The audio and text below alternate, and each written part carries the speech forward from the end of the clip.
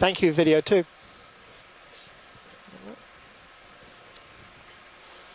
And again, now looking at the rocks, it really does look like very dramatic layering. Again, this east-west trend, I mean, we're looking all due west, and you can see these layers very, very clearly. There's just no doubt now that these are layered. Bridge, are we now? That's a beautiful No, picture, bridge, go ahead. guys. Hey, I imagine you're coming to the end of the move. The other thing you That see is that it's is, steeply, somewhat relatively correct. steeply We have dipping, 27 even more with the meters. angle We of the had camera. added These things are another not 50 horizontal, meters onto the last so move, and we had about they are 20 meters not left. simply in situ sedimentary rocks. Add on length. That was a Oh, yeah, beautiful sure. shot Then for the maybe geology, guys. 36 meters off? No, I I know- just mean when. I know the geology is more boring, but that was still cool. Meters remaining in the Geology move, is that's just still as enough to important, keep though. the ship in Oh, motion. yeah, absolutely. No problem. And we have another, Is this something we've seen before? I think, are these, Can you tilt down a little bit, Carl? shoreside? Are Trying to these, corral you. I know, but you're at 45 degrees. I've got a little bit of time here.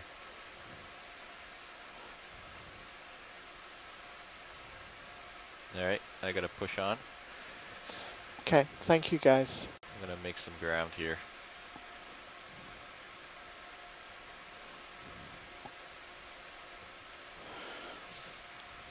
So again, passing over a mud-covered, but almost certainly outcrop slope. The big question from the geology is this Cretaceous Eocene basement, or is it the sedimentary sequence on top? We're definitely seeing variations in the textures and the structures. My guess is it is the basement.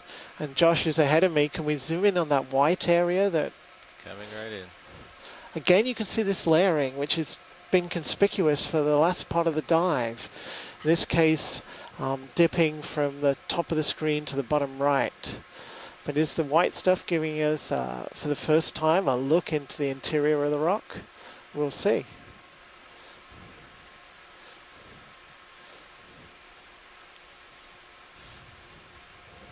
All right, video, you can start coming in. Partial, please. All right, hold that. All right, come on in. It certainly looks like we are indeed, yeah, that's great. For the first time, we're seeing underneath the iron manganese coating, and we can see that these rocks are light in color. And so the next question becomes, what are they? And again, it's so difficult. Come in tight if you have it. That's great. And again, it's not 100% clear. Is it a light-colored felsic volcanic, or is it a piece of carbonate? It's a great shot, guys, and a great find. Actually, pan down just a little bit if you could, Josh. And then just to the right of that whitish face, so coming into top middle of the screen. If we could zoom in there, if there's any chance of getting closer. I can zoom in on that. Let me try to get a little closer. I'm drifting away at the moment. Come out partial video. Thank you, Josh. And then get you a nice shot here. What I was trying to see there is above the white area, you can see some darker coloration, which might be some structure within the rock. A hint that it might be a fault rock, that we can see lighter and darker bands created by a fault.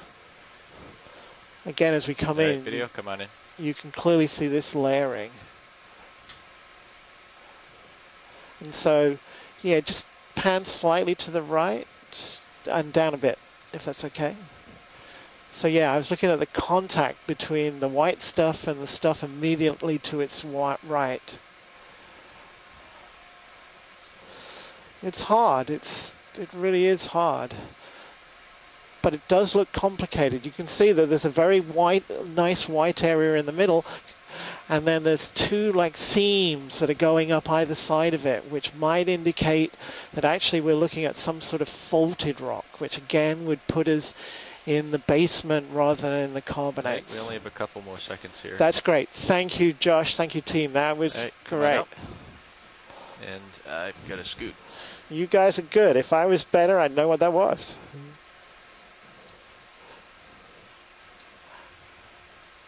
Thank you. Well spotted.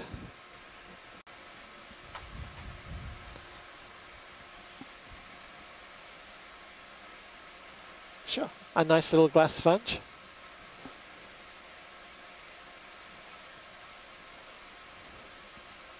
And the light from below.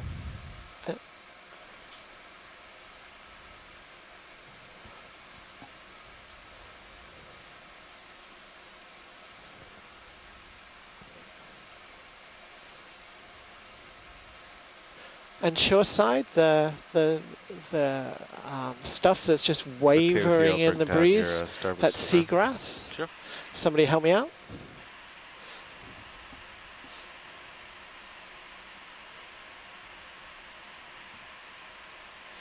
Is that me backing off this video, or does it seem like I'm holding position? We're floating backwards. I'm just trying to track focus. Yeah, I saw you tracking, so I'm just wondering if I'm getting coming in on it. Now you're coming back in. Okay. Yeah. I keep sliding off of my toe hold. Thanks, Scott. Yeah. Scott Franz just said that he's trying to get a look at the frilly stuff. I like that frilly stuff. I can cope with that. And there's. You can take camera if you want. Are they associates on top of the frilly stuff as well? Do you have any more zoom video? That's it. Not much. Yeah.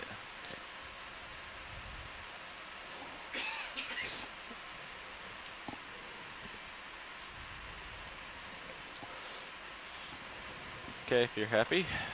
Shoreside is happy. Thank you. Shoreside said Oh, we got a. they didn't really know, I think. Shrimp going by. Over here. Zoom shrimp or continue on? No, I think we can carry on. Okay. Stand by. Let me. Yeah. Let me. Slightly different from the last Get one, I in that think. position here.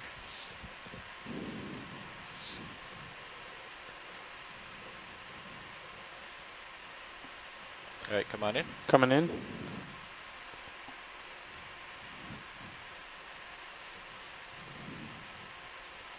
So another Holding sea there. star, similar to the one we just saw, but slightly different, I think. Again, Chris Marr is the expert on these, and maybe he'll call in and tell us what some of these are. Again, super photography. Still partial. Copy. Come in tight. I'll try to hold it steady Tight here. eye. That's great, yeah. Always nice to zoom in onto the top. You can almost see the rock below through it.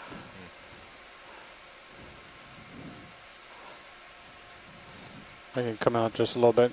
Just get the full Yep, go organism ahead. if you'd like. Thank you, Josh.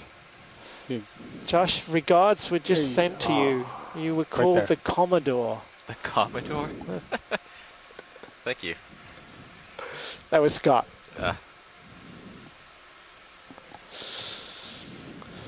Alright. So Shoreside said that this looked like it was a slime star, one of these inflatable sea stars. I love the slime stars. Is this an inflated version of the previous one we saw, maybe? You're asking the wrong person here. As requested, I decided to call in and input on the slime star. Thank you, Chris. How are you today? I'm fine. How are you? Go ahead, please. Very good. So this is, I believe, Haraster, and this is a member of a group of sea stars that I think are commonly known as slime stars.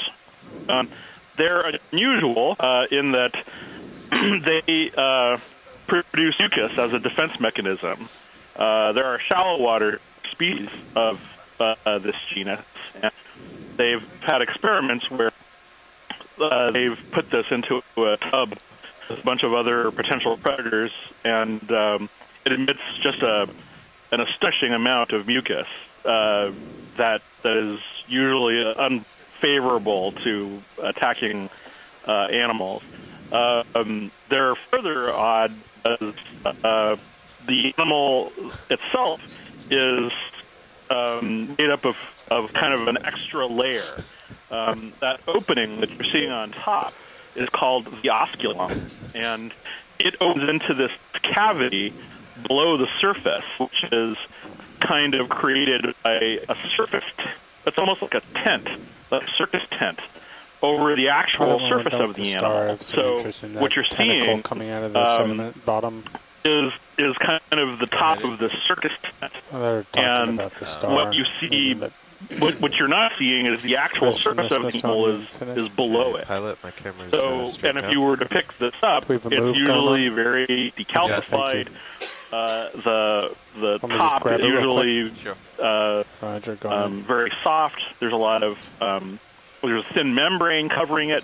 It doesn't depend on species around the world, but they occur everywhere, but especially in the deep sea, of which there are many species. These are related to Hymenaster, which is another similar sea star in the same family, which differs in that the body is more reduced to a very sort of almost non-calcareous state. Way behind. But these are always interesting. Some of them feed on sponges. I'm not sure what this one feeds on, but that's part of the excitement of deep sea TV. I don't know what else you've been seeing today. I just got in, but I'm looking forward to further sea stars as they emerge. So, and far away from the wall. again, a super serious view, and you can see this fabric in the rocks, this layering. It's just been continuous for the last hour or so. And it's very easy to tell the trend, just south of east-west. And it appears to be vertical. I mean, the D2 view now is really cool. You can clearly see these things just sticking up at you. It looks like vertical bedding. Oh, sorry, I should say vertical layering. And then there's a hint of this cleavage, this thing which would be from the top right to the bottom left, just a weaker cutting of the rocks in that direction. I have to say I'm getting pretty convinced that this is the Cretaceous stroke Eocene basement that we're seeing here. These are metamorphic volcanic rocks. Maybe these were once ashfalls, pyroclastic flows from the volcanoes that made Puerto Rico way back 70 to 100 million years and now form the basement of the island.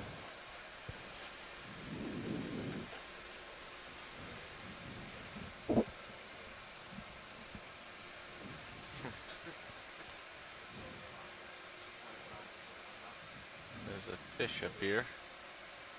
Yep. See if we can get it quick. I think he's kind of far off the bottom, judging by his shadow. Well, if he gets close to that rock, he might settle.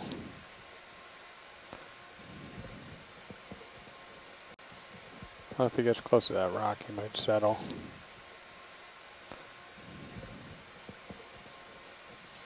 Hey, come on in, video. See if we can get it. Roger. At least to identify it. Yeah. And we've got a fish. I think we've seen these before. And I think it's a cusk eel.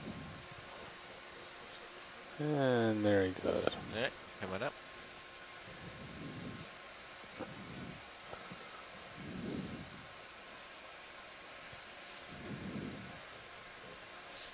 Another one straight ahead. You'll see him in a bit. He's coming towards, oh, it's drifting down. It's in the water column. Dead center screen right now, going down, gelatinous. You probably can't see it. I can't see it at all. Yeah. Mike, are we on the move, or can we get some good close-ups of the Just hitting frame edge. No. Gone. Hold on, Amanda, I'll ask. Josh, do we rate. need to move, or can we get some close-ups? We can get some close-ups. What would you like? Amanda, I'm sure you heard that. We can get some close-ups. Is there anything you can see that you'd like to zoom in on? See the sponge and stalk off to your starboard? Of the fish? The fish. The fish. Yeah. That looks of interest. Okay, next one we see. Right on, thanks. Got it? I do not see it. It's to your right still come starboard, wag starboard. Okay, so it's centered up just above and to the right of the lasers. Lasers again, closer, closer, closer. Right there? Yeah, just above and to the right. Yep. Yep. Still can't see it on this monitor. All right, come on in. Coming in.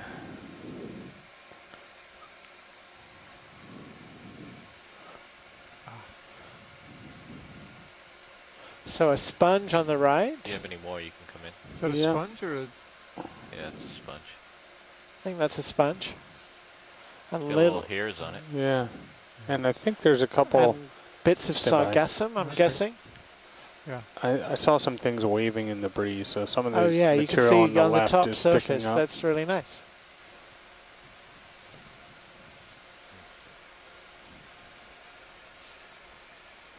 See that?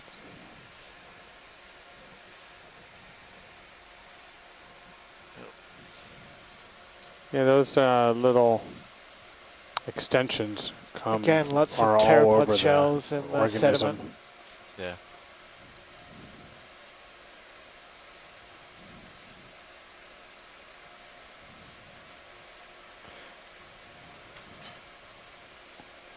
Thanks, Josh. I think that's good. Okay.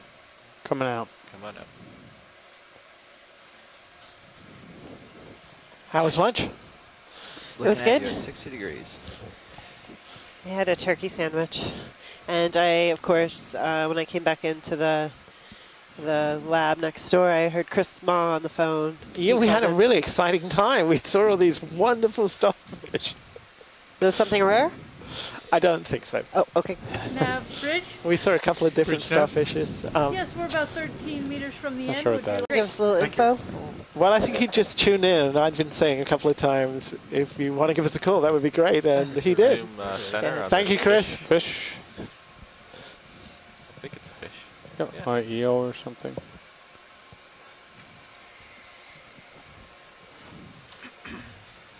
It's drifting down on the Okay. way. I'm not sure what that was. I Coming didn't out. get a good Just look at wanna see it. what this white thing is there. It's partial.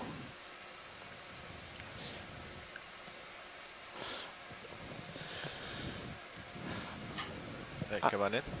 Coming in. We're at a depth of 2,656 meters, so Sponge. seeing some more sponges here. Another Hyalonema All right. glass sponge, or tulip glass sponge.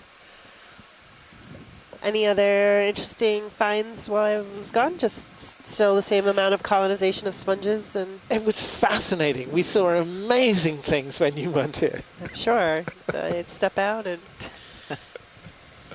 No, it was pretty much the same. We saw some sponges. The sea stars nice were probably view the from highlight. Sirius showing Some these fish, cuskeel. rocks. oh, another cuskeel. Yeah. Nice. Another fish right here. So now my brain is starting to. What I'm. Fish? Say fish? Don't see Yeah, one. somebody put it in the event log. It may have been from earlier. There's a dark So shape now coming my up to your geological right. brain is starting to get Not in frame imaginative. yet. We've been on this structure which has produced this vertical layering that we've been following for quite a while now. Later tonight At we'll the edge of frame change on it actually Sirius. into a real distance. I'm beginning to wonder, are we actually in a fault zone? An ancient fault zone, not a modern day one, but is this Trash. vertical So I fabric can. indicative of Do a quick some zoom. fault that once was through here that sheared the Yeah. rocks up to create this Yeah. vertical foliation in the rocks? Given where we are in the Anegada Passage, which is tectonically heavily broken up, it is possible. Could also be an ancient fault within the basement itself. What I'm pretty sure is we are not in the carbonate sediments or their underlying sediments. We're definitely in the basement somehow.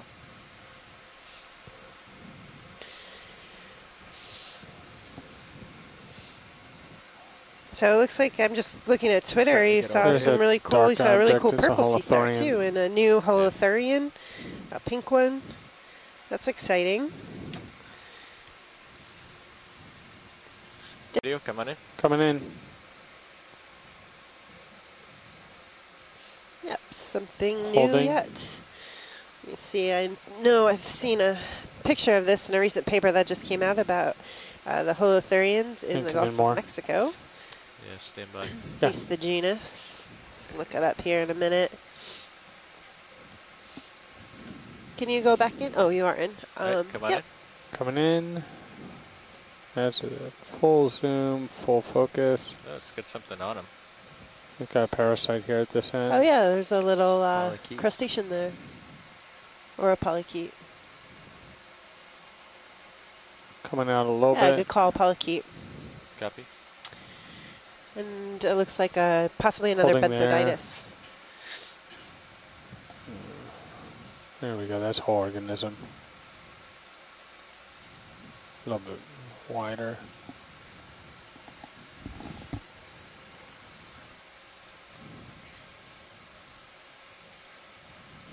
So we do have a commensal polychaete living on this Is there sea something near its cucumber. head? Becoming tight? Yeah, possibly Yeah, another one. Are you referring to that little Couple, guy right actually. there? It's a little, another little guy. And one down on the left. Yep. Get the guy down below again.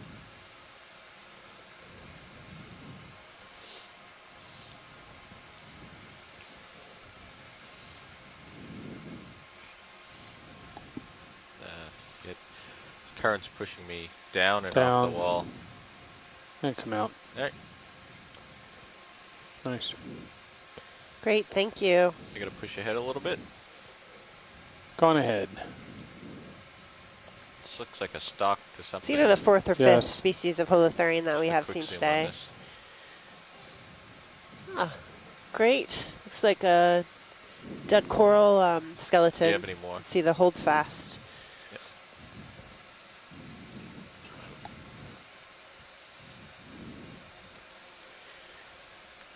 Alright, I'm gonna move.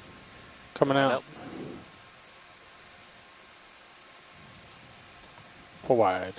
Alright, pushing to port and ahead.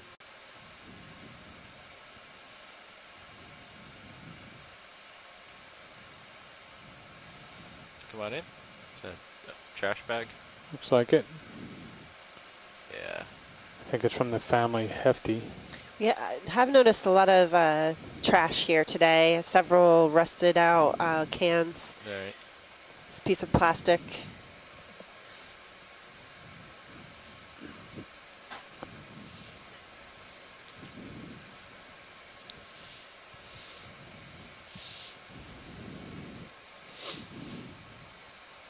We're at a depth of 2,646 meters.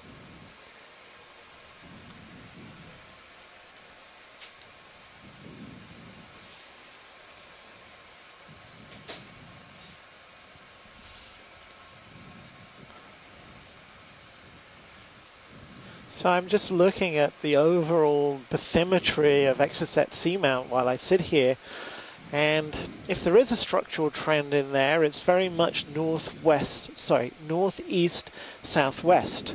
And so what we're seeing here is a very much an east-west trend. So the structure we're seeing is not the same as the macro trend.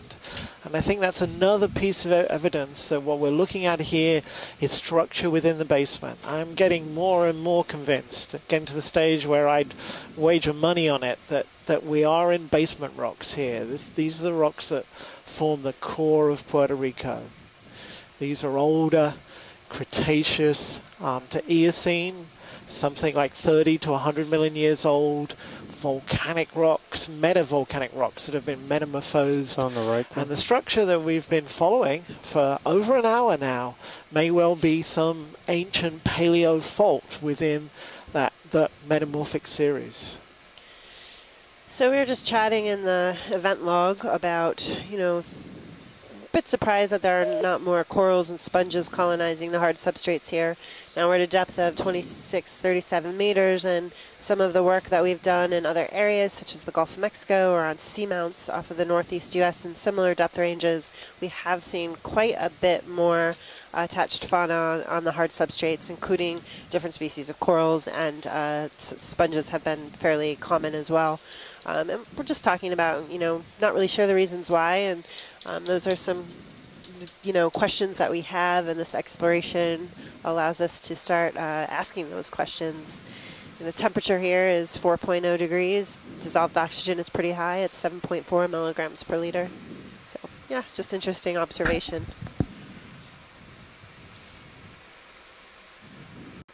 Pretty much facing southwest. Do you see a small anemone? Zooming eye. It's like crinoid to me. Oh, yeah, there it is. No way. Another Serianthid tube anemone. Okay, go tight as it centers. There's a pop top from a aluminum can on the left as well. That one looks like it's actually anchored in the sediment underneath the rock.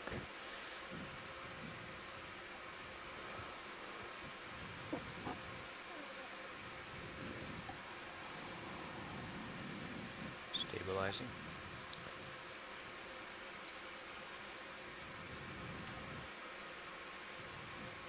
I could see it pulled some of its tentacles into the tube.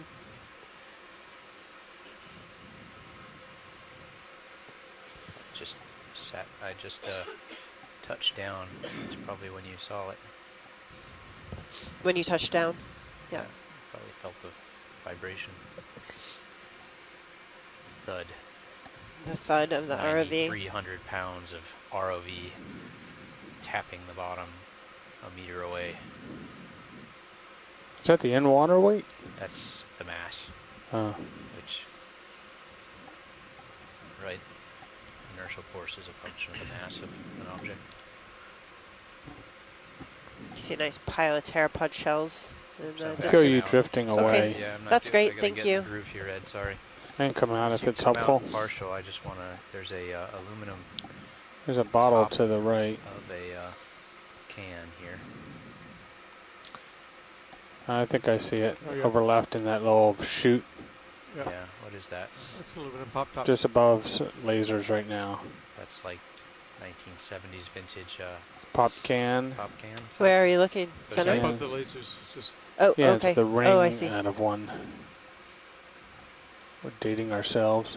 We have to Oh, explain yeah. this to It's Jeff. from a- Pretty good shape. A beer Jeff, can? you know what that is?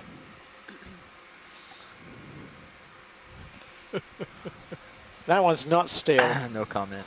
There is a tiny coral Yeah. or something just in front of that. Can you go tighter? Is that No. it? That is really small.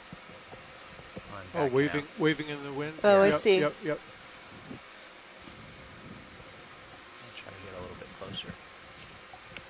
It's almost in line with the bottom of the pop top.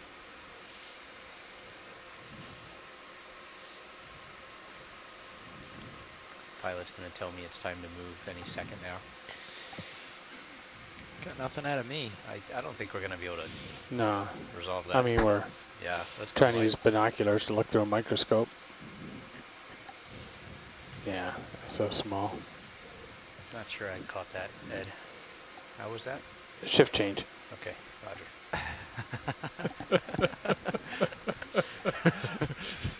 He was to the point where he was babbling incoherently. Back. Can we get a snap zoom of that holothurian? Okay, video snap zoom holothurian. Thank you. So, did you see this morphos at lunch? Or is this something different? Slightly different color, Yeah. but similar. Bit similar? Just going to float it, video, and then we'll move on. He's lifting off. Copy that. He The is. one at lunchtime had much bigger, Really pretty bigger horns. color pink. There's spikes. Fewer but larger. Oh, don't have a genus name on this one yet.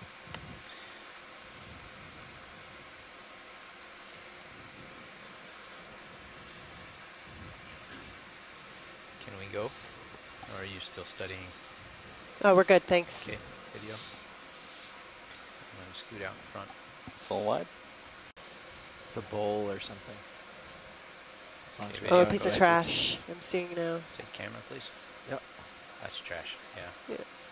Or Could you zoom in more? Is it a piece of wood? Yeah, it looks like a wood fall. Or a husk of a coconut. Yeah. I think it's a good chance it's a got, coconut, right? Yep. Oh, Looks like yes. fibers Yeah, we're into looking on the woven inside of a regularly. coconut. Half of it's sticking out. So it's biological. Well spotted, Jim. Yeah, we have actually seen several coconuts at the Yeah, bottom. Yeah. Pretty deep. These cruise liners, maybe. Not seeing really any Serpula tuberums or any other. Okay, video's coming out. Great, Yeah, thank this you. is the bridge. Coming Go out. ahead, Bridge. Let's go.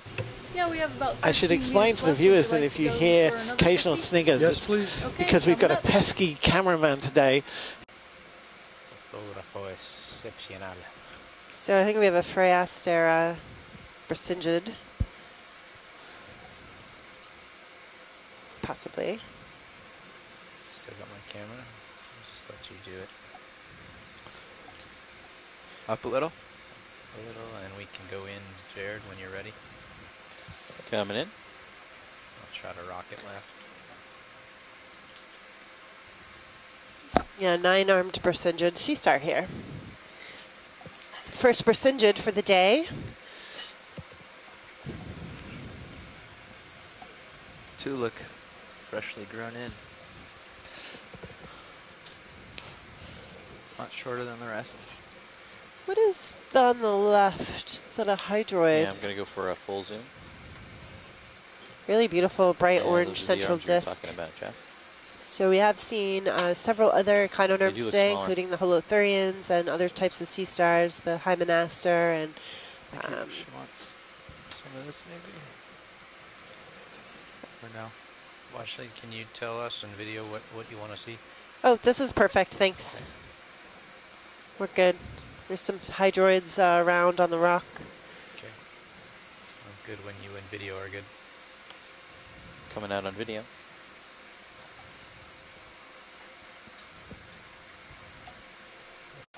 One of the goals of the geology is to try and find the very rare fresh areas where a bit of the rock face is broken off, or for some reason we've got exposed what the rock really looks like under the dark iron manganese coating. We found one of those earlier, and we saw that it was much lighter colored under there. We saw a lot of fracturing, again giving us a better idea of what the rock actually is. Although I shouldn't guess too soon. Gonna get a zoom in on a tripod fish. These are pretty cool deep sea fishes, often perched up off the seafloor with these long filamentous rays from their caudal fin and pelvis. There's another fish on the left. Oh yeah. Something over there. That is actually, that would be cool to take a snap of, the one that just settled. Do you guys see that? Over to the left. Can you go to the left? Now Yeah. that I'm already. I can. Do you want to while I'm here? Are you afraid that guy's gonna go bye bye? I'm afraid the guy on the left is going to go bye-bye, and he's the more rare. He's got these bony structures on top of the head with these degenerative eyes. Where is it? Still I to think the left. you're coming over it a little bit. You might To the want to left back up. still. Guess I didn't see it. It was small. It came in low screen left. Kind of poked its head in the dirt. We lose it. There. Yeah. Swing right. Oh, there it see is on the Yep. right now. I see it. Right there. That tiny little. 3 o'clock. Yep, it's directly right of towards your the center lasers. screen. Almost there. Ready? Yeah, so we have 2 different types of tripod fish here, the family Hypnopidae. This one's so cool. Hypnops murray. You can see this kind of plate structure on top of its head. It actually has degenerate eyes underneath. So some of the parts of eyes, like rods that can pick up light, are kind of sitting underneath these bony plates. For a long time, it was thought that those plates were bioluminescent or phosphorescent. Want to go tight on his head? This is as tight as we've got. That's it? That's pretty small. Yeah. Here, I'll pull out so you can see what we're dealing with. And really if tiny. you want to get a little closer, we can. Yeah, let me try to get in just So for a long time, it was Can we try also to get a thought bit of a that this was the three-quarter only shot, too? vertebrate in with both eyes and Here, optic wet nerves around were a little bit so we completely can see more of the missing. face. But back in let me see the date. Oh, I can't remember the date off the top of my head. A paper that came out a few decades ago really investigated the structure of the eyes of this species Ipnops.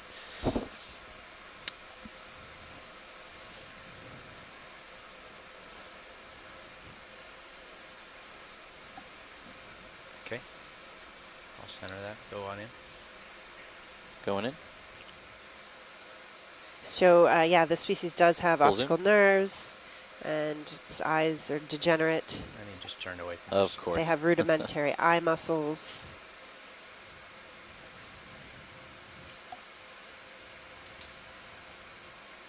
Touch that down a touch, Jeff.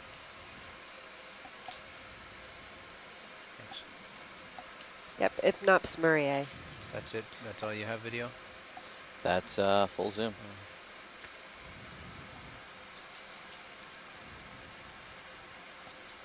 Tripod fish? In the family, yep. I mean, should we go see the tripod fish? Yes, please. Okay. Sorry. Coming in. Another note on the fish we were just observing, Ipnops murray. It has, I mentioned rods, so eyes can have cones and rods. Cones are generally used to pick up different colors, and rods are for light. So having more rods, some fishes in the deep sea can increase the number of rods to try to pick up light. And in these depths, light produced from other organisms. Can you light that up a little better, Jeff, with the upper swing arms? And we have another tripod fish There, in the you same can go ahead family. in. Coming in.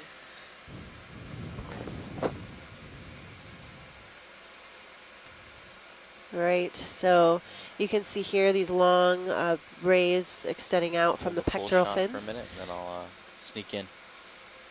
Again, these are used to sense prey coming and used then for feeding.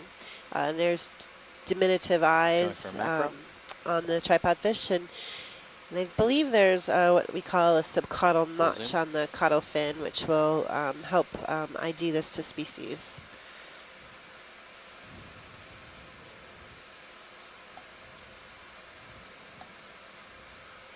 For these two different tripod fish, do we have a sense of what their depth range is?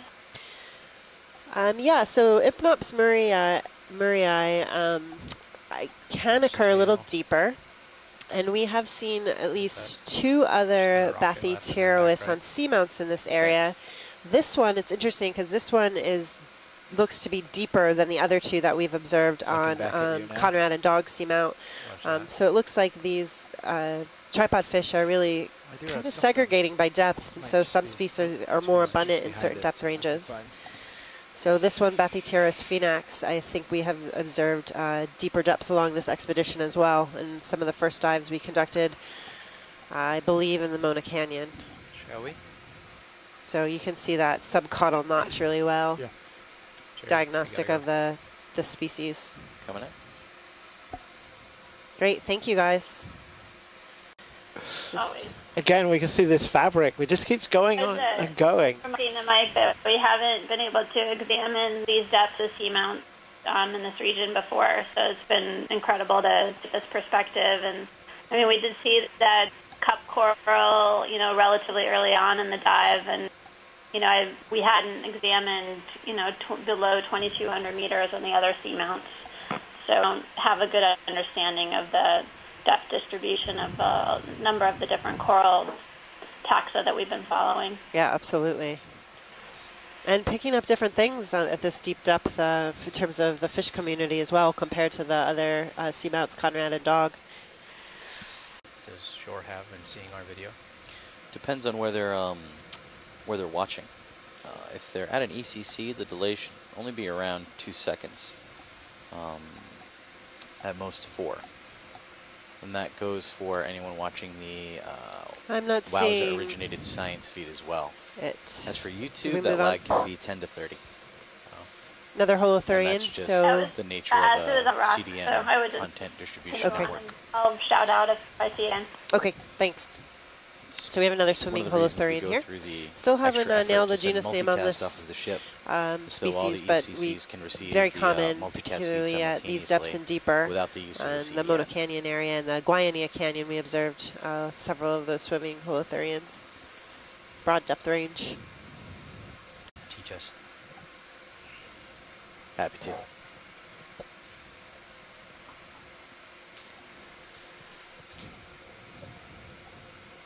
We're at a depth now of 2,607 meters, 2607. Still continuing upslope of Exocet Seamount, heading mostly in a southwest to west direction. Shows that this trend in the rock still continues. This vertical fabric, which we picked up something like about an hour ago. Nav, how much do we have left in this move? We are a little more than halfway. The one thing I'm absolutely sure of is we are in the basement. And so much as Amanda was saying earlier, you know, we're diving for the first time on Exocet Seamount and we're establishing what the geology is. It really is a structural geologist wonderland down here. And one of the things I'll do after the cruise is review, or actually after the dive, I'll do it tonight, review the imagery to see what more details we can pull out of the structure of these rocks.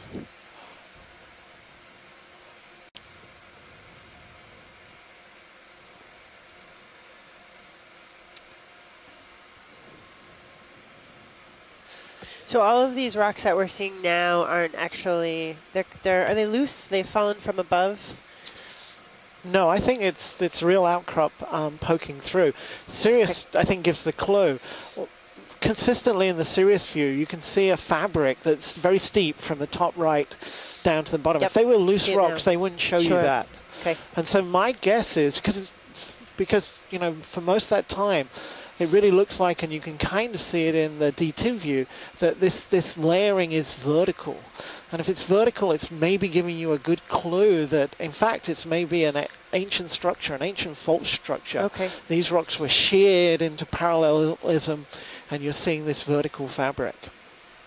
What's interesting is it's east-west, which doesn't really fit with the structure of the Anegada Trough, which is northeast-southwest, and so that's maybe hinting that it's an ancient structure within the basement related to the original island arc formation rather than anything more recent, which is the edge of the microplate. But this seamount is in a different location too. I mean, it's kind of south of this basin, right? We're sitting south of, I can't remember the basin, the name. So just pulling up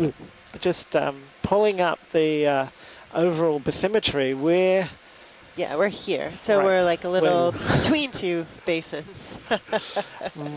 Yes, indeed we are. But the overall structure is this structure that's trending like so. I see, okay. So somehow all of this got pulled apart or sheared apart.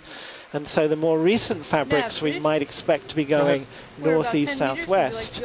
But the fabric we're following is going east-west, which is a little more difficult to explain.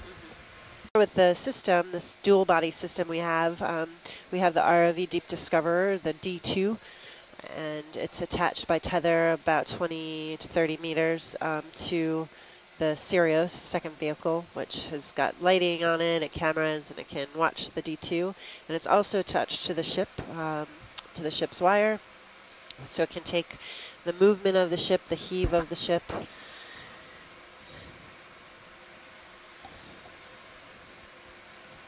So yeah, that's a dual body system, the ROV D2 and Sirius. Watch leads. Yes. So our deck crew is going to get our cable washer set up for us. Okay. It's going to take them a little while to sort of get it all together. And then at some point they're going to need us to make sure we don't run the winch for like maybe 5 minutes. While they get it up on top of the wire and then tied off to the deck. Just so you're aware of that. Okay, thank you. Just strategizing, wondering if that's a good time for us to settle into a stop on the ship move so that we absolutely don't have to run the winch. Sure, let us know when that's ready and we can definitely do that. We should stop now, probably. We'd be at the end of this existing 50-meter move. Where we just started a new one. Those guys are going to take 15 minutes to get all the parts But together. that's how long it takes Sirius to stop, really, right? Yeah. At this depth? 10 minutes maybe. So another just thought, maybe this is for Mike, is in the past we haven't had very good success with this, but sometimes if we grab a rock with one of our manipulators, and if it's one that is ever so poised to break off, and you squeeze it hard? no, not squeeze it, but if we can sort of pry it away gently without exerting too much force, would you learn a lot by trying to see a fresh surface? That would be cool, especially if we've got the time to do it. Well, if we have to buy ourselves 10 or 15 minutes of essentially stable, motionless time, just a thought. I know, I'd been thinking, I'm conscious of making progress as well, but partly for training, partly because we might learn something, I'd been thinking about suggesting that we should stop and maybe try and pick something up, so I think that would be a fun thing to do. Okay. Yeah, we scratch a rock or... We did see Josh found the one nice example in situ, and we did learn a lot from that. And I think, especially if we saw something different from another one, that would be great. Okay. Here in the chat room too about Exocet, we call this a seamount, but it's really interesting. It doesn't really have a well-defined perimeter. It's very irregular, regular shape compared to other seamounts. So do we want to stop then? Here? Let stuff settle out? Workshop, are you listening, or are you collecting? See those floats really nicely, nematocysts. Okay, Bobby, can you give They us are generally some rough filled idea with of, different time types of frame gases before to we're gonna keep need to the stop the winch? blades of the algae, the macroalgae, the blades up into the water so it can collect sunlight. So this sargassum, of course, does not grow in deep sea environments. Rather, it's a shallow coastal or surface inhabitant, and then it can die and rain down to the bottom of the deep sea floor. We have a nice view of all the different types of pteropods, huge diversity of pteropods, swimming mollusks Can we that get a include macro on all these sea pteropod slugs, shells? sea butterflies, Sure. swimming sea snails. It's interesting how they kind of pile up. Go ahead. Well, we've just been seeing that. I was going to comment on that. Just now we saw ripples, and we're seeing variations in the texture of the sediment, which, as you said, is more and less concentrations of the pteropod shells. So I think what we're seeing here is more maybe current activity, more winnowing, maybe more sediment falling down the hillside, producing different layers. I think we can see there that the pteropods look like they're sitting on the mud. And so we're seeing different layers of these different grain-sized sediment. So my best bet is it's currents and winnowing. And here it's almost 100% pteropod shells. Yeah. And I should say that pteropods really do contain two, different clades of swimming mollusks. Once they were all considered to be one phylogenetic group, one clade, but they are in two different groups.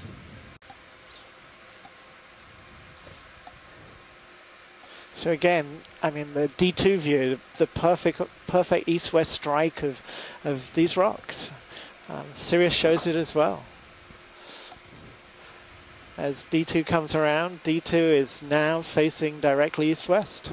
It gives you the trend. And you can see there's a cleavage, a slightly different angle in the rocks on the left-hand side in the D2 view.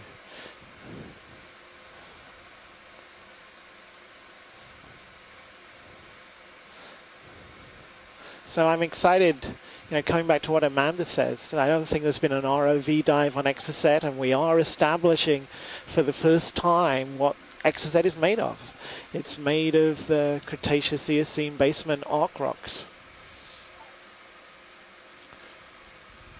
Yeah, again, just want to stress that point. This is the first dive conducted on Exocet, the first time we've observed the seafloor here.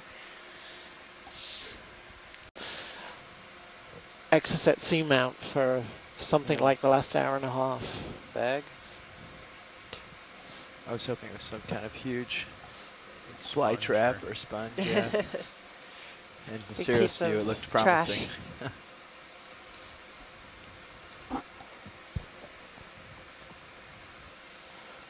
a snap zoom on it, maybe Okay. get an idea of what it's made of.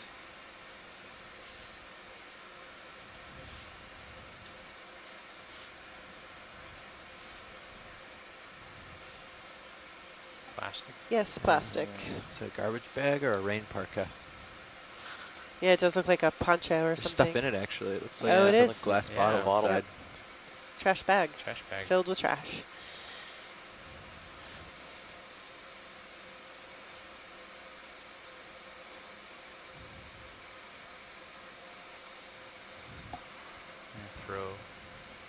Anthropogenitis amarillas. What does that mean? Yellow trash. Yeah, it'd be a great time to have a translation in Spanish.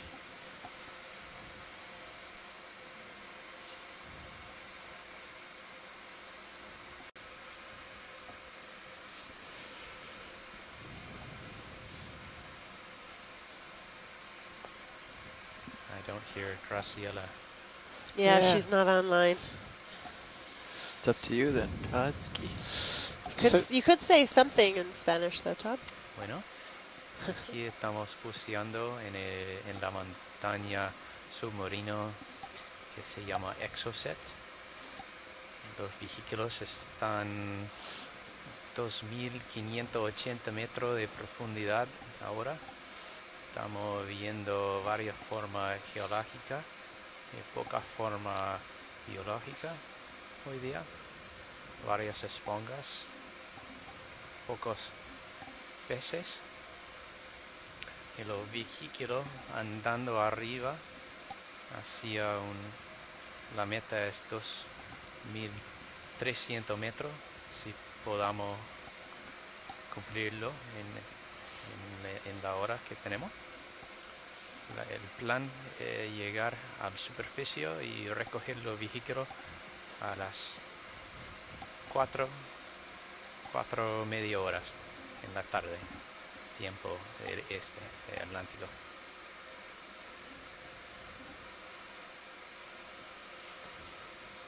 And he solved one of the mysteries of the manipulator arm yesterday. We have a theory anyway. Thank you, Todd, for doing that. So to top it all, Todd, you're going to get me a fresh rock.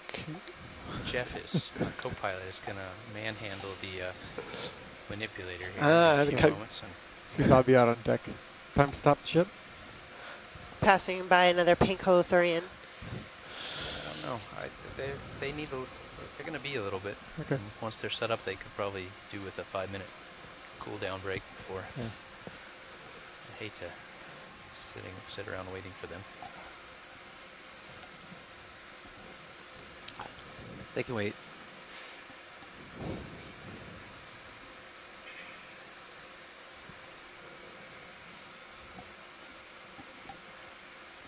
You got a kudos from shore on your Spanish. Ah, gracias. Disculpe los errores. Substantivos masculinos y femeninos siempre me equivoco.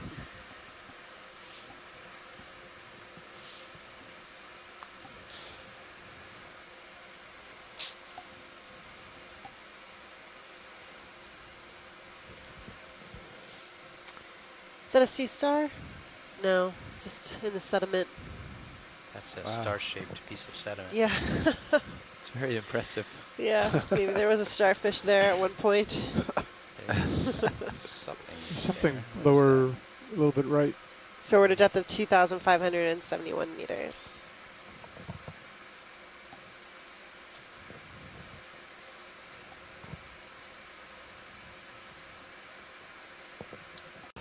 We do need to stop soon.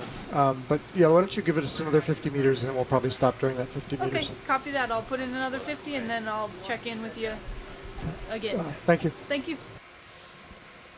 Is this all sponge? Actinalid or something.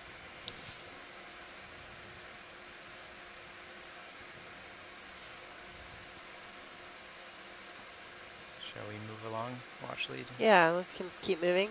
Okay. Thanks. Structure's still there, that big east-west trending geological highway, but we are seeing some variation in the rocks.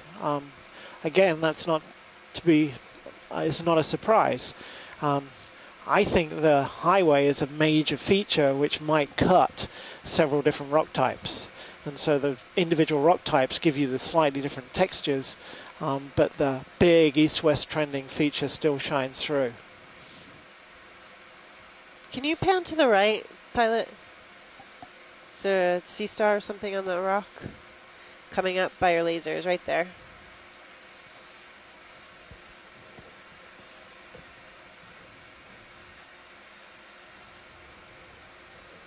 Video, can you go in, please?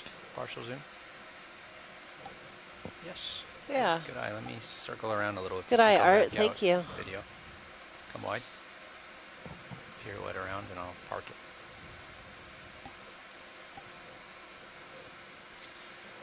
Holly, can we swing the lights down a bit? I'm on it. Thank you. Ah, much better, thanks. Third sea star species for the day, I believe.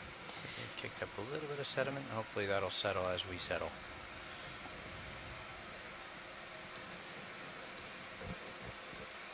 Fair amount of current, if I recall. Go on in Blow there, off video. pretty soon. Wait. Hold that. Okay, Jeff, if you can take the camera, and Jared, go ahead in. I'm just going to zoom in on a sea star here. Could be feeding on something.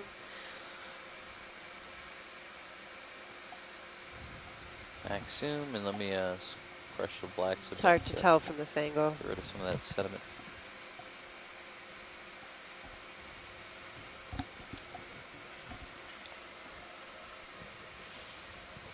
Again, our third species of sea star today. Maybe we'll get an ID from Chris Ma. Is that full zoom? It is. Okay.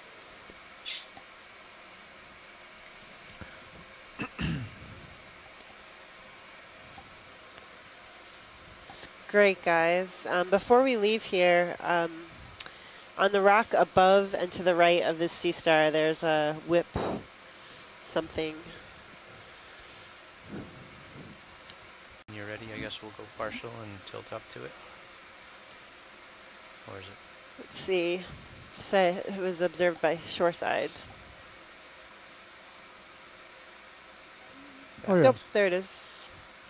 Looks like a sponge. Okay, video. Want to go back in?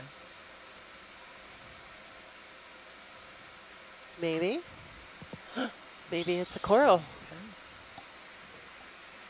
Ah, nice. This looks like a black coral. Wow.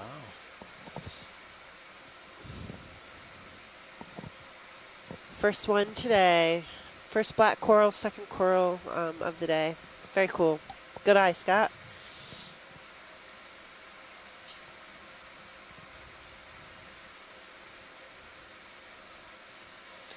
Again, we often see black corals with tissue covering their black proteinaceous skeletons. The tissue is either white or red, sometimes yellow, but at least at these depths, most common red, orange, shades of red and white.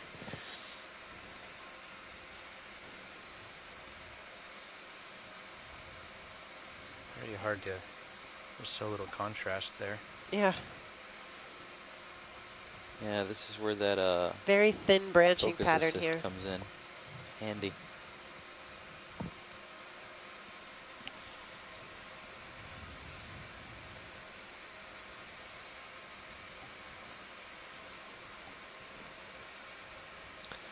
That's great for me, pilots. Thank Okay, you. I'm ready, Jared, when you are.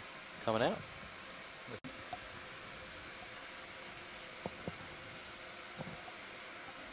I see Carl. See Thomas Ritter has joined us in the event log. His brother is out here, one of the pilots on the ship. The ROV team, Chris Ritter. He was on watch earlier. Chris's brother's on. Nice.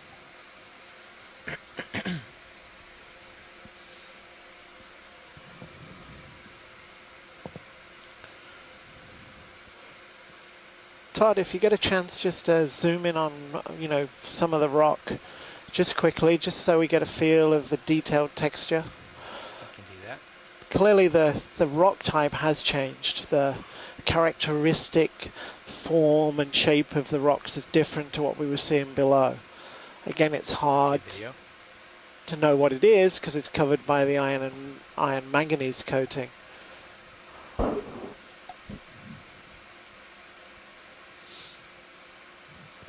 We're just seeing this knobbly, bumpy weathering that you can see on top of the rock. Covered by iron and manganese and a little bit of sediment draped on top. Thanks, Todd. That's great. Sure. So I just got a note in the mail that there was a magnitude 3.2 earthquake east-southeast of Roadtown, British Virgin Islands. So fairly close to where we are. Indeed. I hope everybody was okay. It seems not a very strong earthquake, but... Yeah, it's worth commenting that in this area, on average, there's something like 5 earthquakes a day if you count earthquakes above magnitude 1. And as long as they stay below magnitude 4 or so, they really probably are barely noticed. And so, since we've been on this cruise, there's been several magnitude 3 earthquakes around Puerto Rico. Go ahead, Deck. In places that we've been. It's when they get to magnitude 5 and bigger that we start to worry. We'll call down more. Bridge, go ahead. Yeah, we'd like to come to a halt here. I'd like to actually do that by reversing our course. I'd like to go on the reciprocal of 075. So pilot, 15 meters, please. Pilot watch lead, I see knots. right in the lasers, to the right of the lasers, again, I'm there's sorry, a I fluffy had white the, thing. Settling in. Commentary on. Yeah. Yes, ma'am. We'd like to do a move in the reverse direction in order to bring ourselves to a halt on the seafloor. So that means moving to a point 15 meters squat lobster bearing behind. 075 these are from our current hydroids. position. We've been seeing them throughout the dive knots, today. Please. Okay, But copy that that. squat lobster is definitely new for this dive. Huge Keela. I'm trying to reposition to get a better view. Why don't we come partial? Sounds good.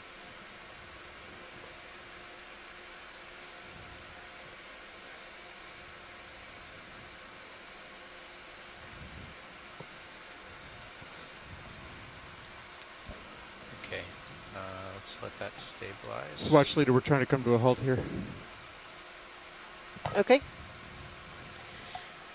So we're trying to come to a halt here. We need to get set up to do a wash of the winch. We're going to be here just for a little bit. May do some poking and prodding in the sediment and at the rocks. Of course, we can't collect anything, but getting a better view of this squat lobster, likely a Munida species. Maxi.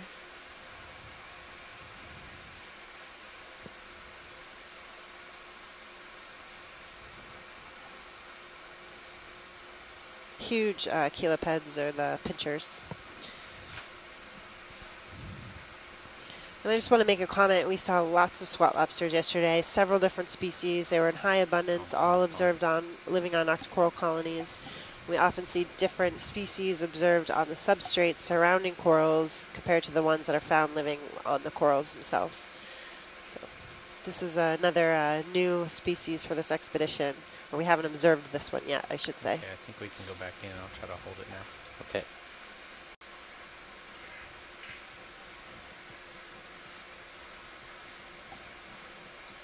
Jared, let's come out. And we're at a depth of 2,553 meters.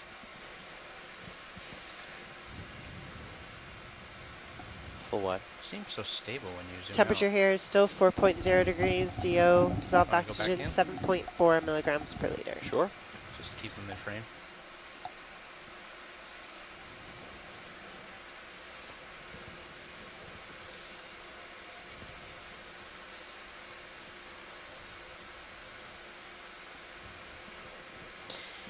Amanda, have you recalled seeing this squat lobster on any of the dives conducted to the northeast on the other seamounts? I was trying to get a close look at it. I'm 15 afraid meters might have been a the little feed far. was We're a actually bit going to swing jumpy. backwards now. You sure? Yeah, I can go down. It does look familiar, and I was actually just touching base with Martha Nazinski Just about judging. I mean, the this is actually collections pretty we were able erratic, but- Okay, to Jared, let's try to make at take a the picture of Seamount this. in the Northeast. So the identifications of the squat lobsters and other crustacean collections are ongoing, Bridge and nav. it'll be interesting to see if this might resemble something Yeah, else Bridge, that go we've ahead. collected. Yeah, let's come to a halt here, please. Okay, copy Great, that. thank We're, you. And Cheryl 7/10 Morrison of a is meter just saying from that our it looks position, so we'll superficially just let similar it to do its thing. Okay, those so that I'll we've tell the deck to observed do their under thing. rock ledges You and happy, similar Jeff, depths that in we're the not Gulf gonna of go up to Mexico. the shallower water? So again, we're just have to stop right now, slow down, let the people on the winch gonna start cleaning the cable, rinsing the cable. So we're just gonna sit here for a little bit. We're at a depth of 2,554 meters. With a fair amount of force, because you're going to need to exert a fair amount of force. And we're actually going to try something that's very difficult. Because the ROV is neutrally buoyant, it's actually hard to break off a piece of rock. As soon as you apply any force, you just move the ROV away. And so which one are we reaching for? Pick one that has like the little knob. trying an experiment. Just to see if we can break off a piece and see a fresh face. There. Maybe. It's a little big, but maybe.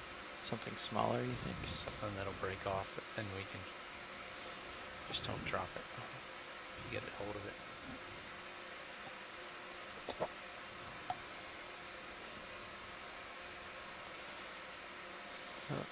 Pick one that has like the little knob. Trying an experiment. Just to see if we can break off a piece and see a fresh face. There. Maybe. It's a little big, but maybe. Something smaller, you think? Something that'll break off, then we can... Just don't drop it. If you get a hold of it.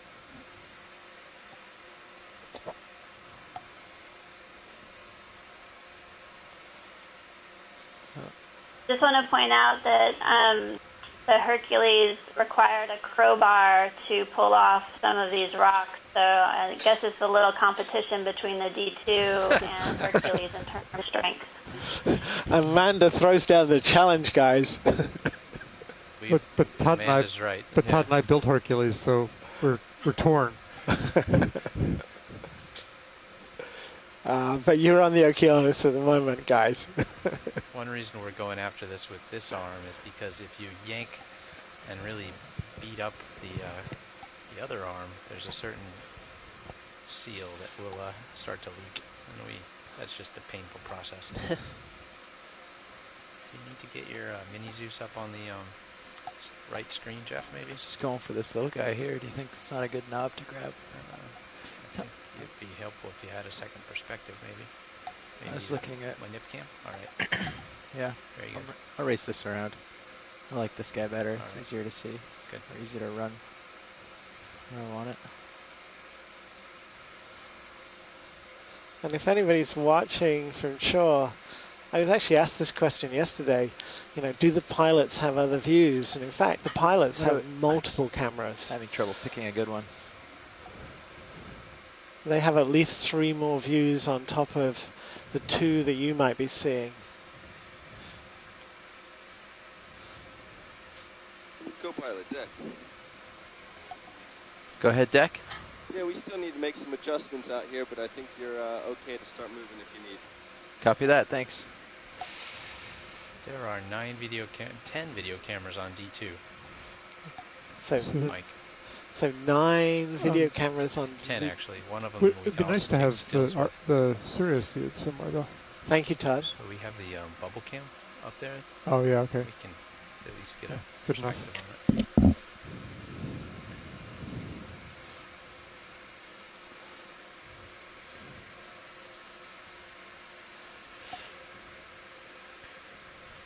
I wonder if you should do a partial close and get a little.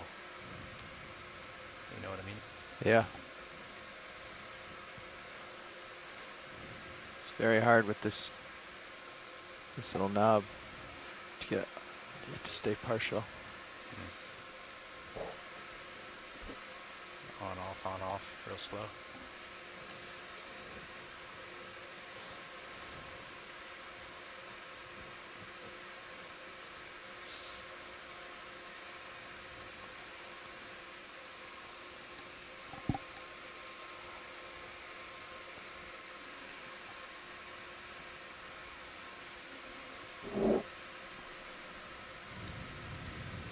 better video if you can open Iris right now a little bit. Light up the, oh, maybe that's too much. Just bring out a little contrast. Yeah, the way the lights are, we're kind of at our maximum dynamic range. I can blow it up, but it's gonna that right there, Jeff. Make everything else if you could get your jaws like Down over there? yeah. I wonder if that would pop off. You can see it in your mini juice as well. Okay. Just a thought, because the piece that you had there is like just a little Too small? teensy weensy knob. Oh, you said shoot for something small. I went to the small guy.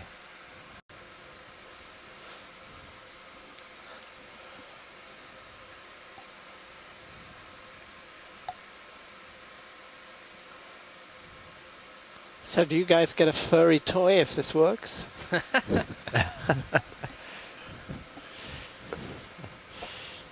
I do see the correlation. This does look a little clunky, I'm sure.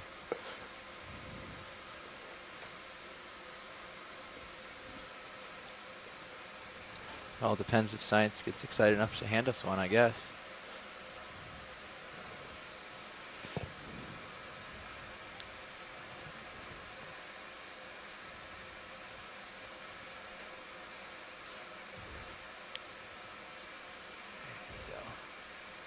Got a bubble cam view in addition to the others.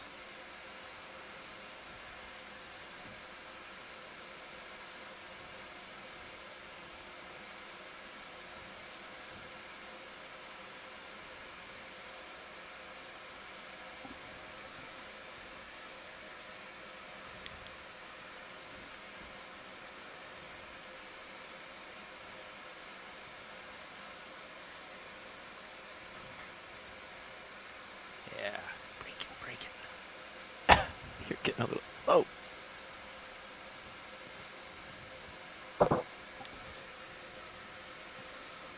There's some material that came off it. Maybe that's glued to the core of the earth a little bit too firmly.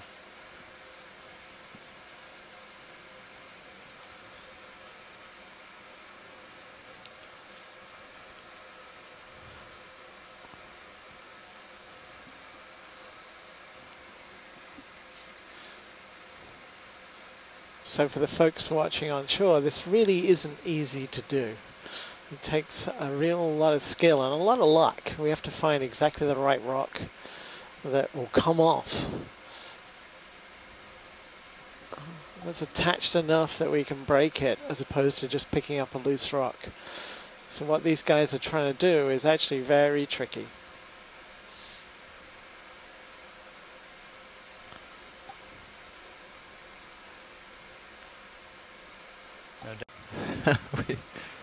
We've used the shilling for exactly what it's meant for.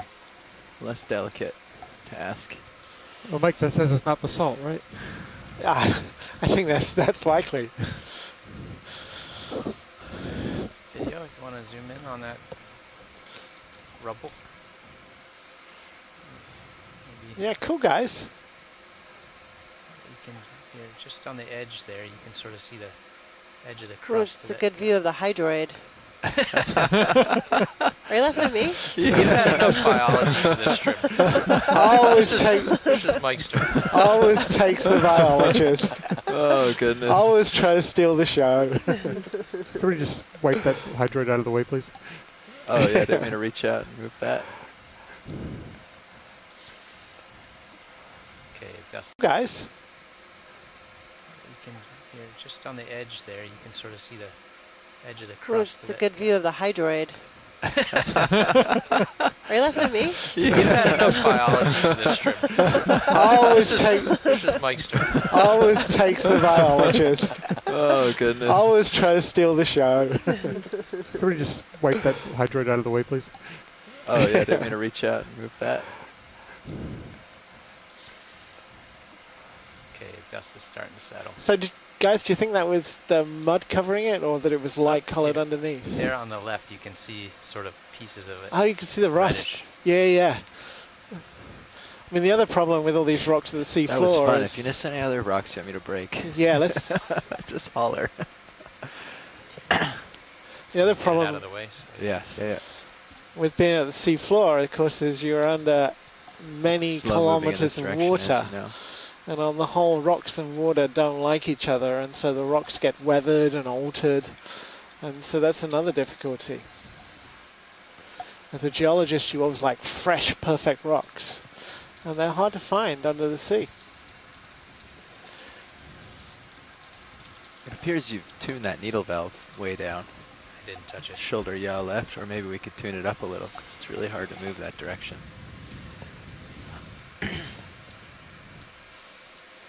Zoom partial, please. Okay, hold that. Just down. I didn't touch it. Shoulder yaw left, or maybe we could tune it up a little, because it's really hard to move that direction. Zoom partial, please. Okay, hold that. I just want to lift some of those pieces of rubble and have a look. This obviously has substantially more dexterity, but don't break it. Ooh, yeah, there's a good piece in your jaw right there. And there you are. Good job, guys. Good force. Lower. Grip force less than pulverize. Oh, gentle touch.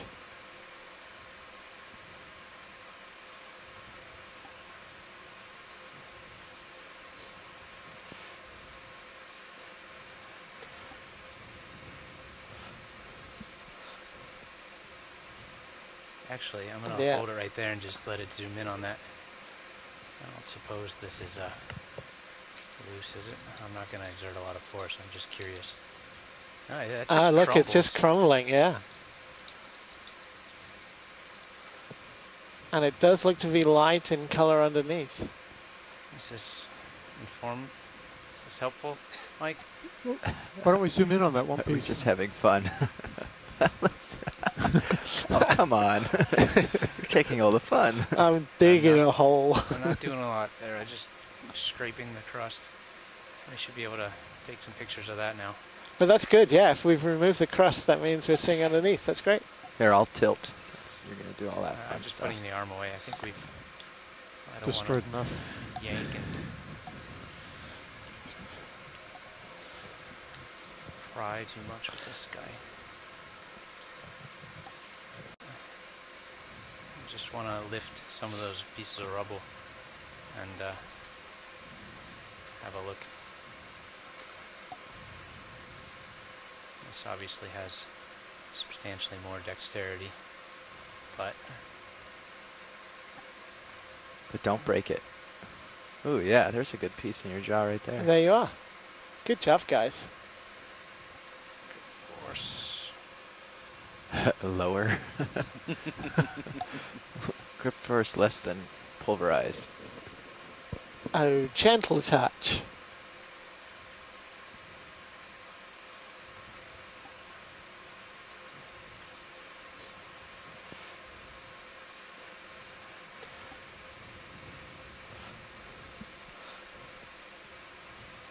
Actually, I'm going to hold it right there and just let it zoom in on that. I don't suppose this is loose, is it? I'm not going to exert a lot of force. I'm just curious. Oh, yeah, it just look, crumbles. it's just crumbling, yeah. And it does look to be light in color underneath. Is this is this helpful, Mike? Why don't we zoom in on that one piece? We're just having fun. Oh, come on. You're taking all the fun. I'm digging a hole. I'm not doing a lot there. I'm just scraping the crust. We should be able to take some pictures of that now. But that's good, yeah. If we've removed the crust, that means we're seeing underneath. That's great. Here, I'll tilt. Since you're going to do all that fun I'm just stuff. putting the arm away. I think we've destroyed. Yeah, sure. I mean, I bet they're all very similar. I mean, the two differences I saw was the rusty color and the light color. The right side of the screen, you can get a good view. Yeah, so I think, you know, it's interesting. What we're seeing there is clearly the manganese coating at the top. And then there's a surface which is brown, which is the rust coloration, and then the closest thing to the real color of the rock is the white stuff on the left-hand corner. So if we can kind of zoom in on there, rust coloration, I guess, is just an internal fracture surface within the rock that's covered. But that's the true color of the rock. Now, if you want to say, what is it? I don't have an answer, but that's clearly we know it's light colored inside. It's friable, it means it's easily broken up.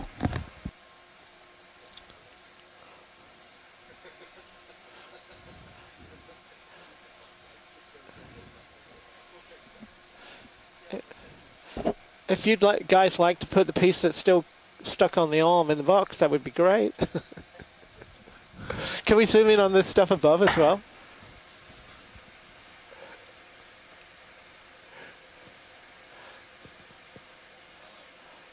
Jared, while I'm parked, let's look at that, and then maybe I can shift over to the right a little more. Susan just asked about what these rocks are. Let me just have a quick look, and I'll give you an opinion. The truth is, I'm not really sure. I'm hoping it'll become a little clearer. So yeah, if we can look at the stuff that's in the top left at the moment. It's clearly light colored underneath the manganese coating. We established that. Can we go up a tiny bit? Yeah, I'm going to drop down. Water tricking. You know, can we tell what it is? Is it sandstone? Is it manganese coated carbonate? And it's really difficult. What we know, what we can see is that it is light colored. What we also saw is it's very friable. It was pretty easy to crumble. And so that's a hint that the rock is, you know, been affected by the seawater. It's been altered.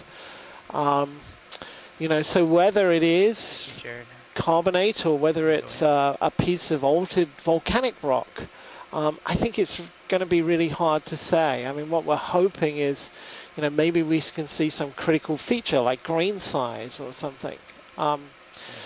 I guess my gut feeling from the overall shape of the lumps of rock is it's not carbonate, but it is really very difficult. Bringing the HPU back down. That's what we fractured that edge right Yeah, there. so if you guys can zoom in, that would be great. This might be it. Jared, do you have more? If I center it up? I mean, it's kind of cool. It gives people, you know, a feel for the thickness of the iron manganese coating. So you guys can get a feeling for how it's not only on the surface of the rock, but actually, you know, going down cracks within the rock.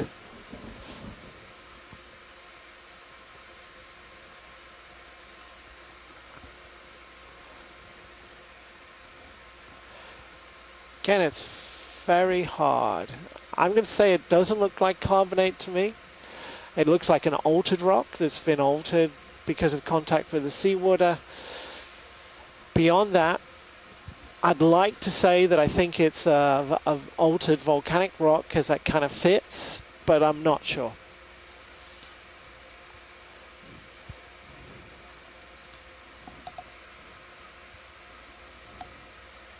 Thank you, guys.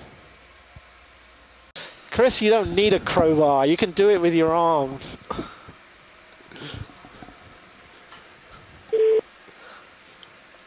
Shall we dial in a move and keep going up slope? Sure. Bridge nav. Is water running on Go ahead now. Can't see any water dripping. Yeah, we'd like it's to dripping get out. moving again, please. Okay. 50 meters. Go ahead, Deck. 255 degrees, 0.1 knots.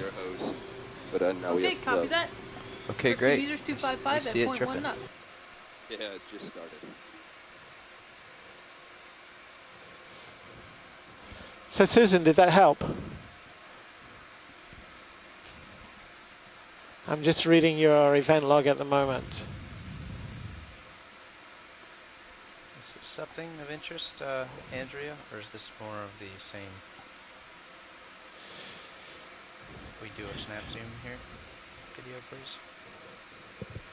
Same stuff, isn't it? Oh, there's another squat lobster, or are we back to the exact same place? I think we're at the same place, guys, isn't it? you're right. Decay, that looks great. Thanks. We're gonna start moving around. Okay, I think we saw this. Yes, Susan, it would be great if we could sample. And as you know, even then, it might not be easy until you have little crust. And so these seamounts are a mixture of possibly, in some cases, carbonate-covered fault blocks, and in other cases, places where the underlying older arc rocks are poking through. At least that's my best guess. Great, so we're back on the move, but we learned a lot about the geology from the poking and prodding. Some, maybe not a lot. I've already decided. This is basement. You decided a couple of hours ago. Which is cool. I'm going to paint the map tonight. Hey, Mike, can you define what you mean by basement? I've got a sense of it, but I don't think no, good question. I mean, in geology, we tend to define the basement as the underlying, older core of any piece of crust onto which younger sediments have been deposited. And so, in a way, it's a very loose term. But we know in this part of the world we have this sort of 10 to 3 million year old sedimentary sequence, which has clastic rocks, sandstones at the bottom, and then limestones on top. And that sequence can be up to 2 kilometers thick in places. And that's pretty much, over everywhere we've been diving. And then that's been laid down on the remains of an old island arc. And I'm using the word basement to describe those island arc rocks, which were old volcanic rocks which have been metamorphosed and stuffed together. And a good analogy for a present day version of that would be something like Japan. Puerto Rico and Cuba and all those islands were once a Japanese-like island arc off the west coast of South America, and they got pushed through to form the Caribbean plate. So the basement rocks were actually formed in the Pacific. Does that help, Jim? Somewhat. Somewhat. Oh, Jim. We're talking about a long period of time. We're talking about 100 million years. And I mean, it's fascinating to me. I don't really understand how it happened, but we know it did happen. That these rocks, if they are the basement, were, an island arc that was forming on the eastern side of the Pacific. And then they've been pushed through tectonically to where they are today. So they were above the sea surface? Yeah. Yes. And so again, I like to think of it as, imagine, Japan sitting off the, the coast of Ecuador, and then that set of islands has been pushed through a gap between North and South America, and that's pretty much what happened. I'll try to center that, the thing on the right side of the rock. Yeah, it looks like a sponge. Okay.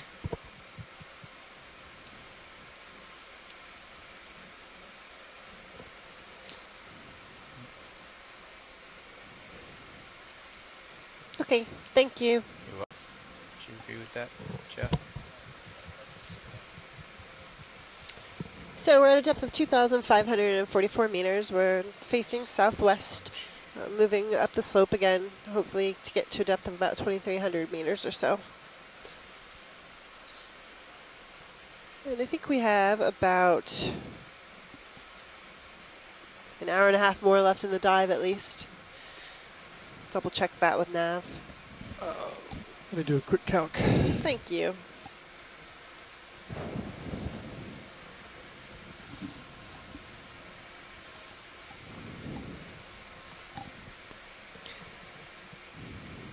What is that? The pink color. See something different? Oh yeah.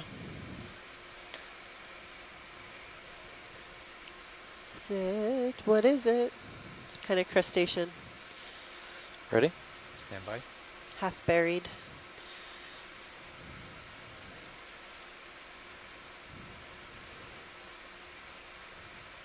Good eye. Is that Jeff? Saw that?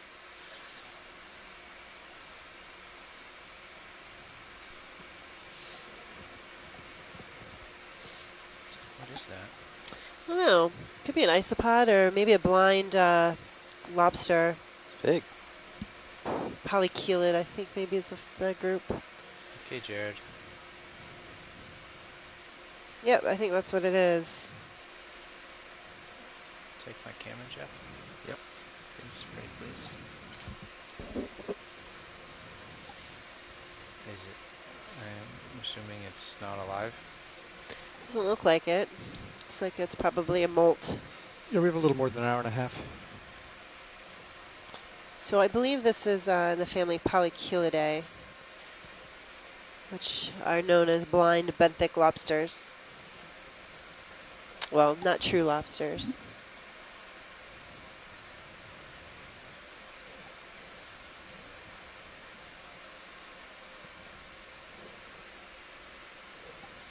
Very cool.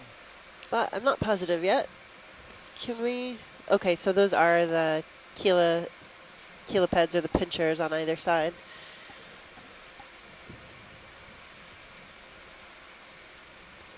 Can you nudge it to see if it'll move? Just kidding. So this is great. This is first for this expedition.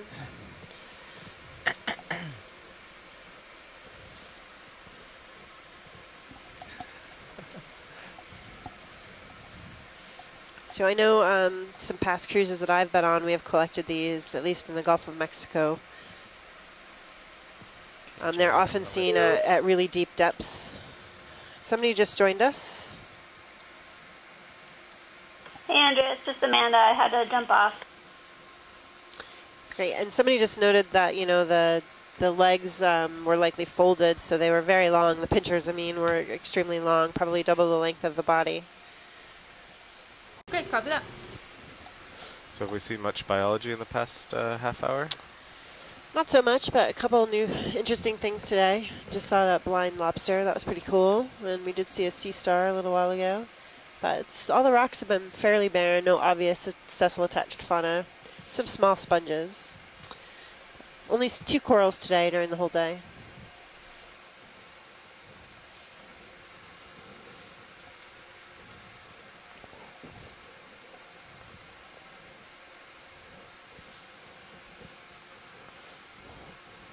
From the geological perspective, I think the exciting thing today has been the overall structure. I started to call it a geological highway for a long time, over an hour. We were following this east-west, almost roadway, outlined by the rocks. The rocks were basically trending east-west, and we were just driving up the middle of these streaks of rocks, which was showing you the underlying structure to the rocks rather than their rock type. And that was really kind of cool. See the slope here. Still pretty steep.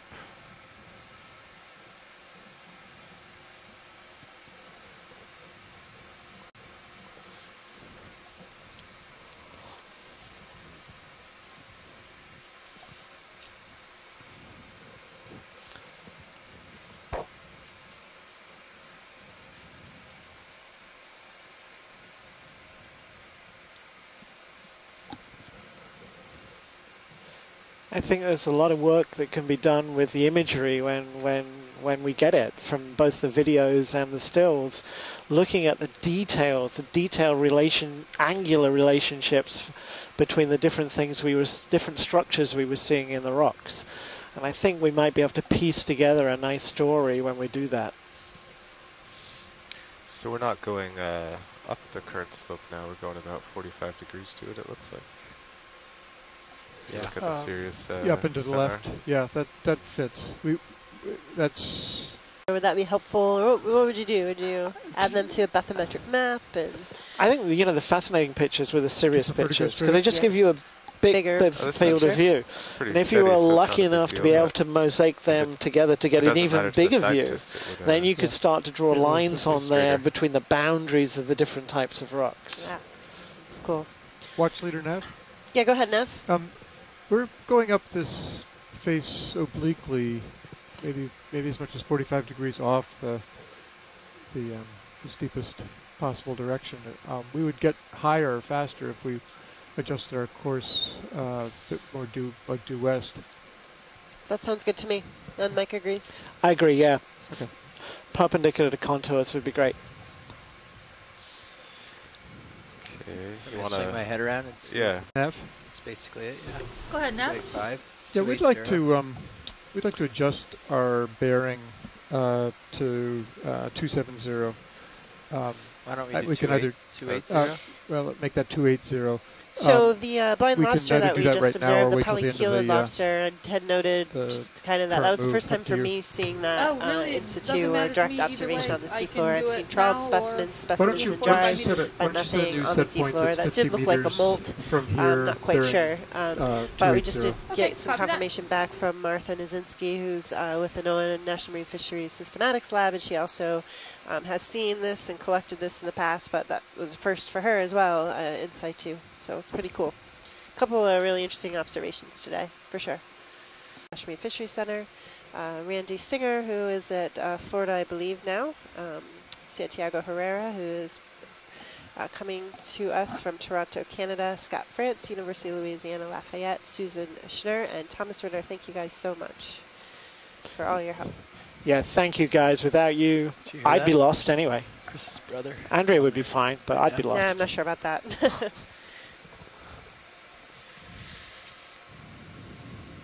I'd be fine, but all the help is much appreciated all day long. Indeed. It's great. So again, here we're seeing, you know, again, I've used this word many times, this layering. Here it looks almost sub-horizontal. You see the little layers poking out from beneath the mud. I'm going to guess those little scallops are about 10 centimeters high. And again, I should get an orientation, concentrate on this.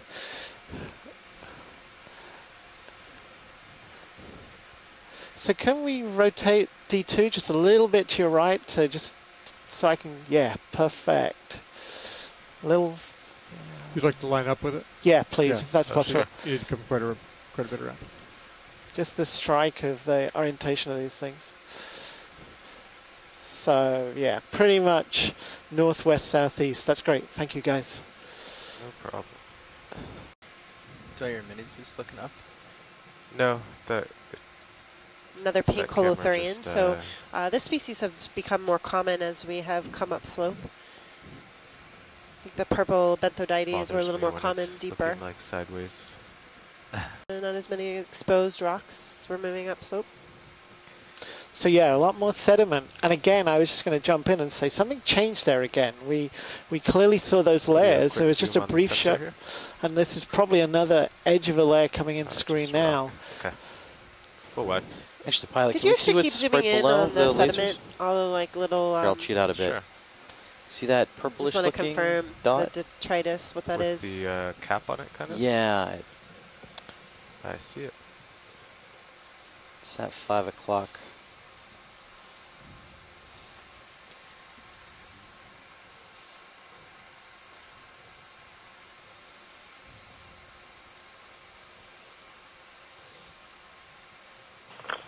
There's something pink-purple at the bottom end of the screen, lower right. Okay. I think we're zooming in what's between the lasers right now. Yeah. Yeah, I think it might Whenever be you're ready. Yeah, just since we have time, I'm just going to settle Pteropods down. or something. Is this what you're looking at? Oh, wow. That's a Holothurian. You can see right through it. Wow, it's, That's yeah. amazing. You can see its gut, and then, of course, it's got this really long gut. It's got all the sediment inside. That you can see the color matches the surrounding sediment. Beautiful. Again, it's an advantage to have a really long gut to try to assimilate all the material, digest all the organic material that this holothurian is feeding on. It's a deposit feeder. Can really see what's going on in there. Yeah, it looks like it ate a telephone cord. Again, another really amazing color of these holothurians. Purples and pinks, this translucent one. Different one, yeah. This maybe this is benthodides, possible. Oh, There are yeah, you other can see it move. translucent That's purple benthodides. You can see the telephone cord move. That's good. Thank you, pilots. Randy and Scott are just trying to crack up the science team. So thank you, Bernie. Suggested ID Hansenothuria benti. Oh, cool. Okay, so not a benthodides, but possibly Hansenothuria. Oh, wow, you can actually see the muscles move on the gut. Yeah, again, and just again noticing you can see all of the sediment inside. After that one. And if we can just get as close as you can. All right, video, let's go in on this rock. Coming in.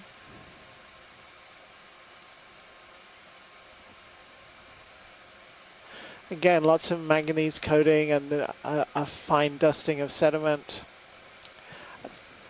That's great for me, guys. I'm not sure I'm going to learn any more. Okay, while we're here, I'm going to come partial video. So just a correction, the ID of the sea cucumber, the last one, I said it was Hansenothuria, but that was been corrected. That's the pink holothurian that we've been seeing. So we don't have an ID yet on that translucent one. Did resemble a Benthodites, but I'm not sure if it's the same genus or not. Thank you, and thanks for IDing that as well, the pink holothurian. It's been more common as we've come up a little shallower on this Exocet Seamount. Okay. Not much to note there. Full wide. Thank you. Thanks for the swing arm help, co-pilot. So just to summarize briefly the geology we've just been seeing in the last few minutes, you can see those ledges, those which are just flat or gently dipping layers which are poking through the sediment. We've clearly seen a change in the style of the structure. And that's been, so that's telling us the complexity of the rocks that we're moving over. And the trick is trying to put it together. Whoa. Sorry, I lost control of the remote for a moment there. You know, I'm surprised today we haven't seen, we've seen a lot of sponges, but we haven't seen any of the clitorisids, the carnivorous forms. They've been common on some of the dives. Maybe they're just more common a little deeper. I'll have to check my notes. I feel like we've observed several of the carnivorous forms in the Guaianea Canyon, which was shallower. I'm not sure about that, but they can be found deeper, 4,000 meters. I know we observed them in the Mona Canyon. This is a very cool one. It's just common another ophiuroid on the sediment here. This may be an Ophomuseum type. I'm just looking at this. Brittle star. Again, different species that we see on the substrate surrounding corals compared to the different types of species we see living on coral. 285 or something. Just judging by the sonar. Why don't we and I commented about that with the squat lobsters earlier. So some of the associates that are found living on corals are different than their congeners found living on the surrounding substrate. Okay, time to move.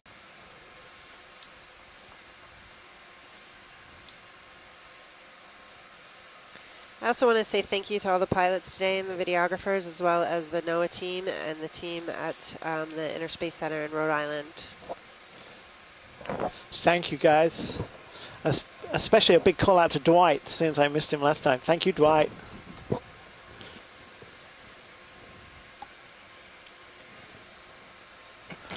And Catalina, of course.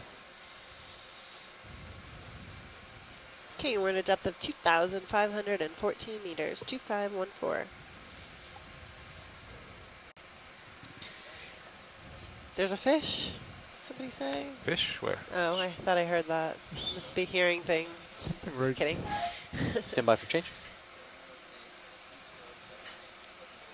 Some more sediment traces made by the holothurians.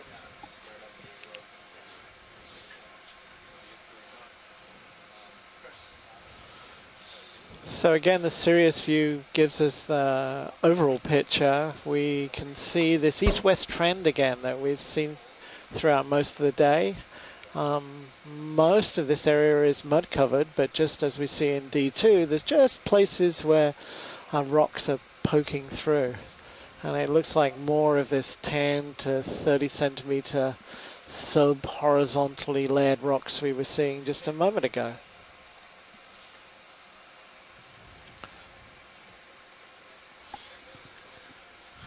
Video, quick zoom on this sponge. You got it, zooming in. I'm just floating here, but... Okay. Partial. And we're zooming in on another glass sponge. Okay, and wide. Okay, zooming out. Glass sponges. Again, these are animals in the phylum Porifera. And they have cells inside, choanocytes that are flagellated, and so they filter water out from the water column. The water moves in through pores. They use these flagellated cells to help move the water, capture prey, and they get transferred to other types floating of in the water cells. there. I think they're called amoebocytes. Right in the center And then the screen. waste in the water is expelled back through a central opening. Yeah. That's a great view, guys. You're going to get a dust cloud soon. It's coming for me. Yep.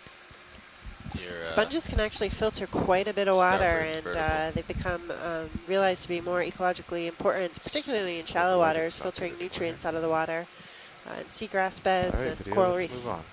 Okay. Pulling back. Full wide. And I think we're just starting to learn more about the ecological importance of sponges and deep sea habitats. There are folks doing some research on products from deep sea sponges, so looking into biomedical Camera's at 40 degrees. types of products produced by sponges that may be helpful in curing diseases and cancer and things like that. So sponges and corals, people are looking for those types of bioproducts. So briefly back to the geology, and forgive me for getting excited. What we've been seeing over the last, I don't know, 20 minutes is these, and we saw it beautifully in the photography by Carl and the ROV team there, these flat slabs which look like they're gently dipping downhill, and one is so tempted to say that maybe we've found now the sedimentary rocks. So these, the sedimentary rocks that sit on top of the basement below. The beauty of it is, of course, I can speculate as much as I like, and without sampling, we can't test it. But we clearly have seen this change. We saw the vertical structures, and now we're seeing these 30 centimeter, 10 centimeter slabs dipping downhill. And it is possible that we pass the unconformity between the basement and the sediments on top. Pilot, could you zoom in on that white object on the upper right? Yep, headed that way. Okay, video, do a snap zoom to this white object. Okay, zooming in. And I will set down if it's interesting. Passage through this area by cruise ships and things. That's true There too. it is. That's very true. Good eye, another deep sea lizardfish. The second one today. We saw one a little deeper in the beginning of the dive, Bathysaurus mollis. Standing by for zoom when you're ready. Okay, I'm going to try to sneak up on him. Bathysaurus mollis. Oh, this is the Bathysaurus? Yep. I love these Deep fish. sea lizardfish. They are mostly found at depths greater than 1,000 meters, and this species in particular, we observed in the northeast, off the northeast U.S. a few times at fairly deep depths, greater than 2,600 meters, I believe. We have seen this several times during this expedition so far. Yeah, so they are hermaphrodites, which is pretty cool. I think they are, I'm not sure if they're simultaneous or synchronous hermaphrodites. Maybe I'll get a confirmation on that. Anyway. So a lot of fishes change sex. They can Zooming be in. simultaneous hermaphrodites, so that means they can act Holding. as male and female at the same time. Sometimes they'll switch, actually. They can be male and then switch to female mode. But most of the hermaphroditic changes are synchronous, meaning that they are either male or female at one time in their life, and they change later.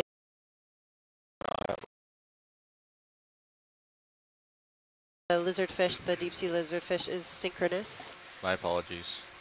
My finger drifted. So we just had a little oops here, booting up the camera. There we go. Sorry. Sorry. He didn't seem to care So we don't know a lot about the biology of these fishes, but just from what we do know and looking at their structure, they look like they are pretty good ambush predators. They are piscivores, however, they also can feed on crustaceans as well. Can I go in for tighter zoom? Step by. I'm almost set down. Sure. No, I don't think I've ever seconds. collected one or have been on a cruise where we've collected any deep sea lizardfish. Randy Singer is just noticing that they can produce a lot of slime, similar to hagfishes, which we all know are pretty slimy. Okay. Good view of the lateral line going down the side of its body. His face there. And these also, you can see the fin in the middle, but then they have this little adipose fin towards the back. So here we go. Holding. Zooming in. See the mouth? So that's the lateral line. So it starts at the head and then it moves down the whole side of the body. And what it's doing is picking up movement, vibrations in the water column. So it's a really good sensory organ for fishes. I don't know if we want to get any closer.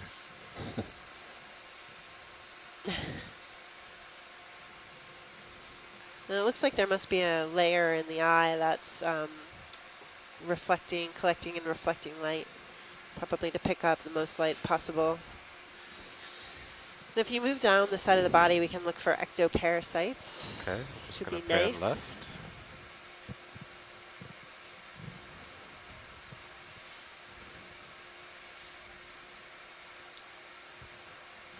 You can see do you see the kind of chevron pattern in the fish, those muscle bands? Right, and I'm sure if a lot of you have eaten fish, you see this a lot. And you start to see this in the larval stages of fish. So if you think of larvae as being different forms from the adults. So as the eggs hatch, these larvae come out and they have these bands at very early ages, and they're called myomeres. And they can be useful, especially for the larval stages, as diagnostic characters for identifying certain species of fish larvae. So here we go. Now we have an adipose fin. So for a long time, it was thought that the adipose fin isn't really used for anything. But I think a few studies have come out recently that has shown the function of this for balance, I think, and maneuverability in the water column.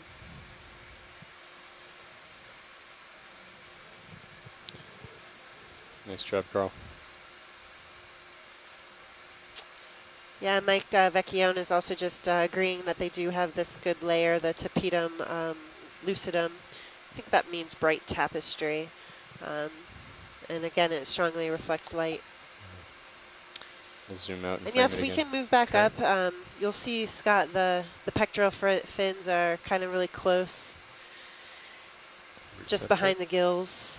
And then it has these really large pelvic fins below. Awesome. Thanks, guys. No problem. Do you have all you want video? Yeah, that was great. Okay, full wide then. Zooming out. Camera is at full wide. 85 degrees. Okay, shooting ahead. Gotta come up.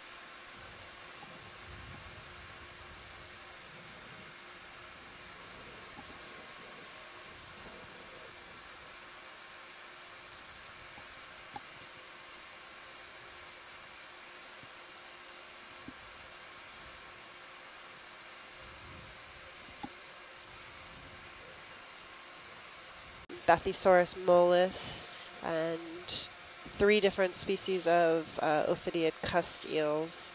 A couple different sea star species today. A cert sea master Americanus. Maybe a pteramaster as well.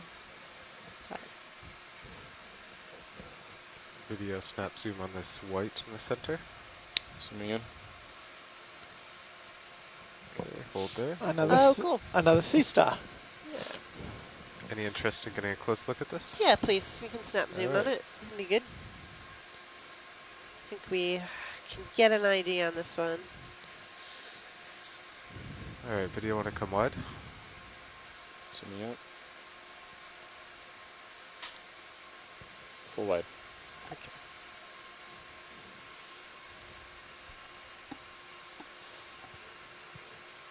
I think we observed this a little while ago.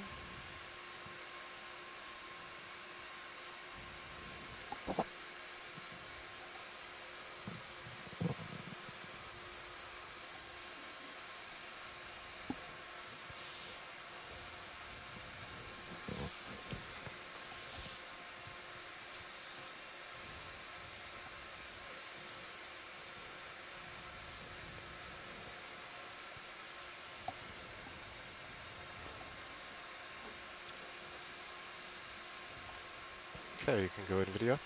Zooming in.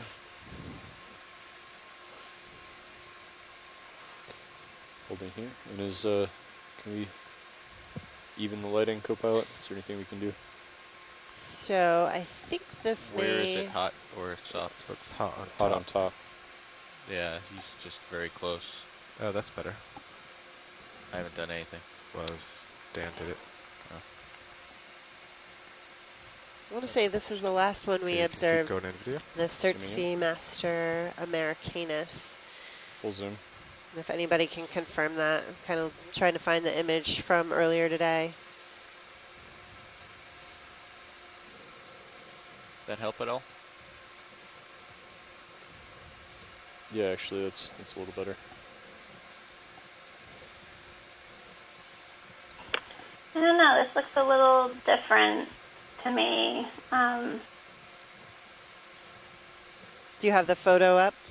I can't find it Yeah, right I now. was looking at the back of the Seamount, and the arms look a little different, and then the pattern.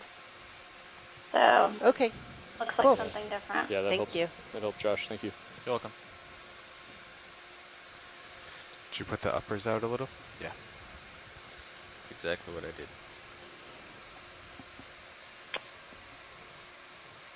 Okay. I'm happy with that when you are. Yeah, watch lead. You happy with that? Yeah, I'm happy. Thank you. All right, full wide video. Let's hold on lasers once they're there. Actually, hold there. Okay, partial. I think he's very small.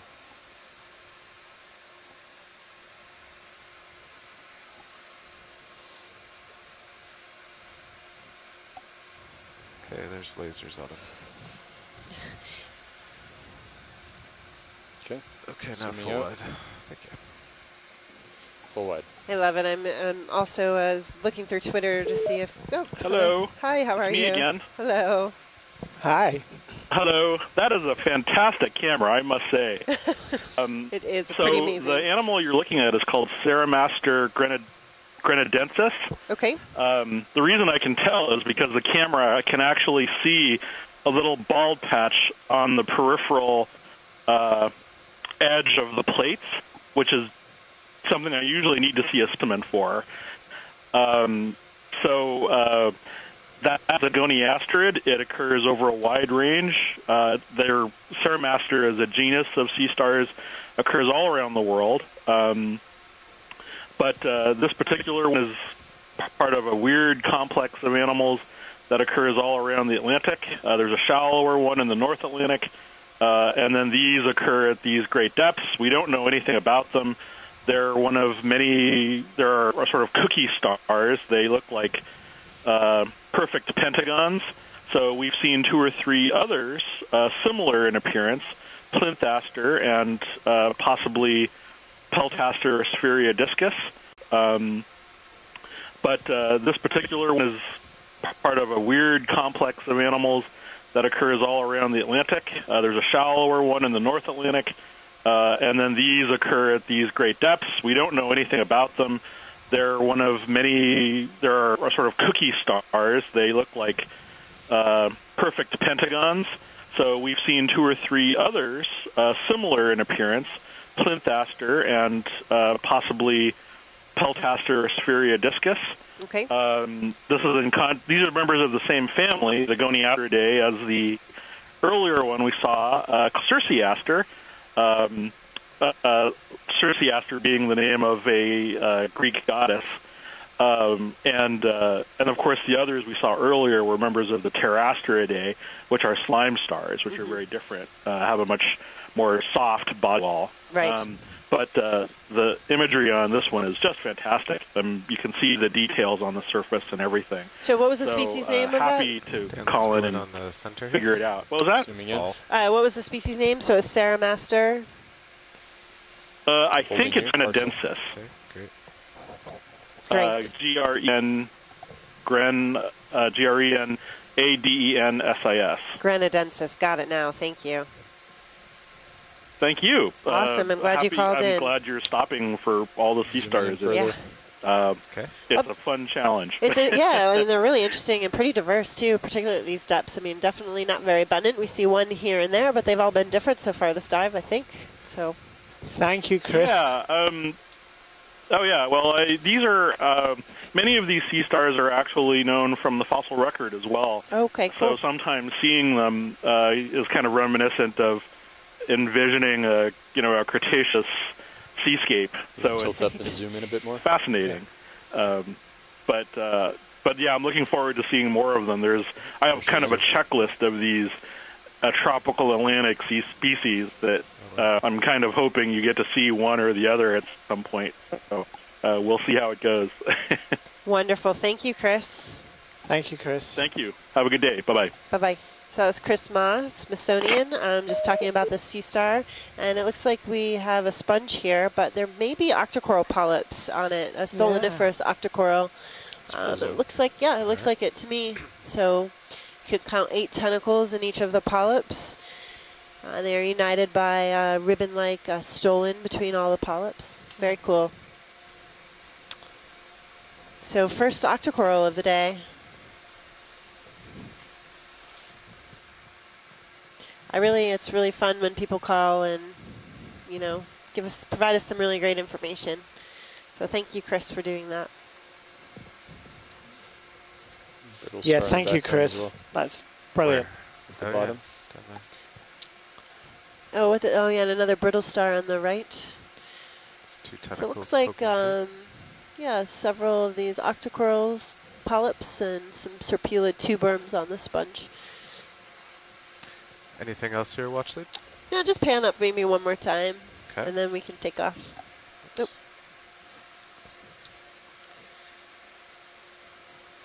Okay, video, if you want to focus to the polyps.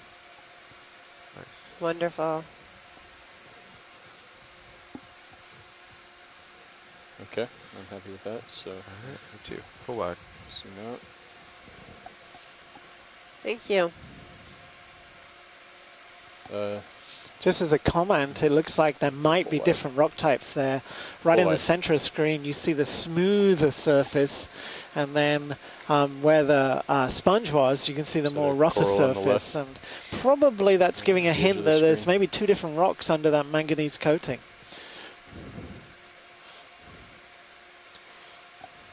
Kind of a strange sponge. Andrea, there's something on the left on the Oh yeah, the maybe a whip coral. Did you see that, Carl? Yeah, maybe blue of some sort. Okay. This is these are members of the same family, the Goniatridae, as the earlier one we saw, Circeaster. Circeaster being the name of a Greek goddess. And of course the others we saw earlier were members of the Pterastiridae, which are slime stars, which are very different, have a much more soft body wall. Right. But the imagery on this one is just fantastic. You can see the details on the surface and everything. So what was the species name of that? Happy to call in and on the center figure it out. What was that? What was the species name? So it's Ceramaster? I think it's Grenadensis. Okay, great. G-R-E-N, G-R-E-N-A-D-E-N-S-I-S. Grenadensis. Got it now. Thank you. Thank you. Awesome. I'm glad you called in. I'm glad you're stopping for all the sea stars. Yeah.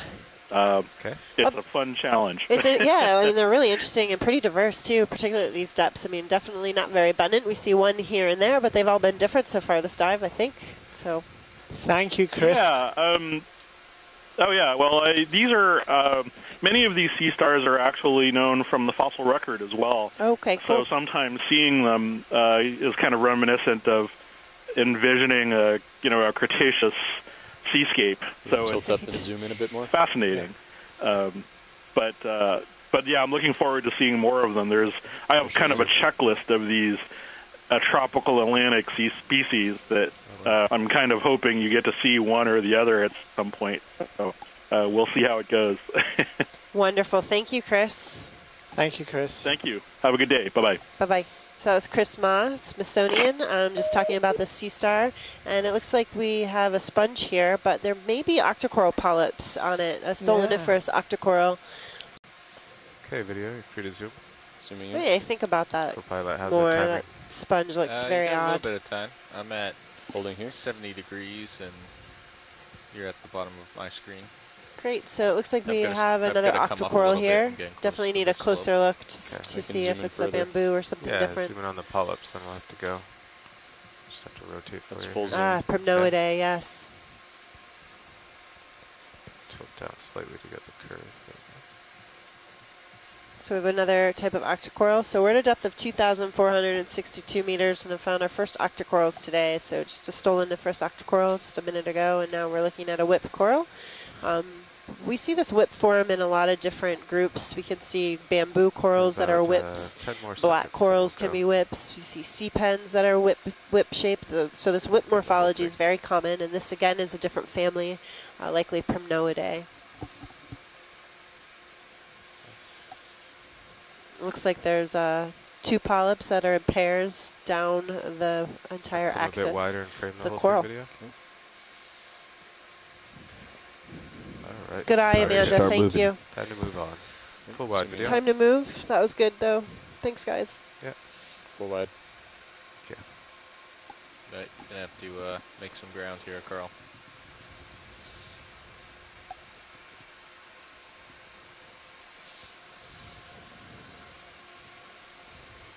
The sediment surface, There's not a on shrimp down there.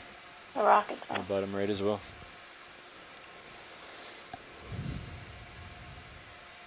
Yep, that's the thing I was... Oh, yeah. There it is. Can we get a quick snap zoom of the sponge? Sure. Yeah, I see some rock under it.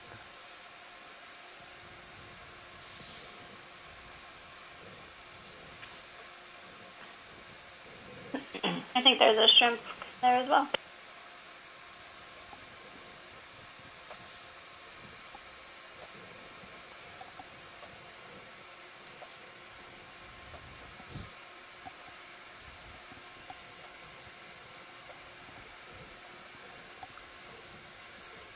Standing by for zoom. Okay, zoom on sponge.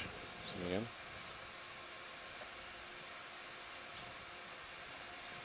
Holding here, partial. Okay. Okay, so here we're just looking at a dead sponge. I think we have seen this morphotype live attached to several of the rocks. Zooming in. Full zoom.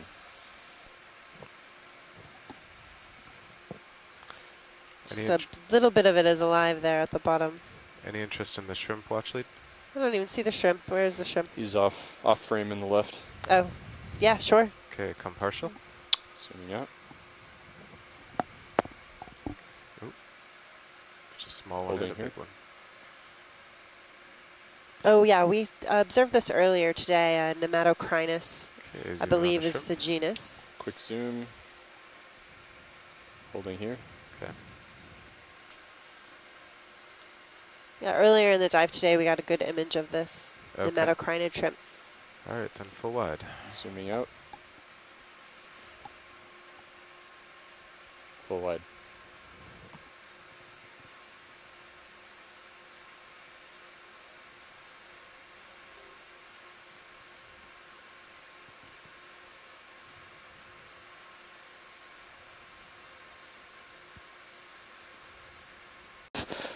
This, and I hesitate to use the word because of its connotations, but the bedding surface of the layered rocks that we've been seeing since, and I'm just scrolling down my spreadsheet, Slow down a bit. since about 5 o'clock UTC time, since about 2,550 meters. Okay, you can go in video. Zooming in.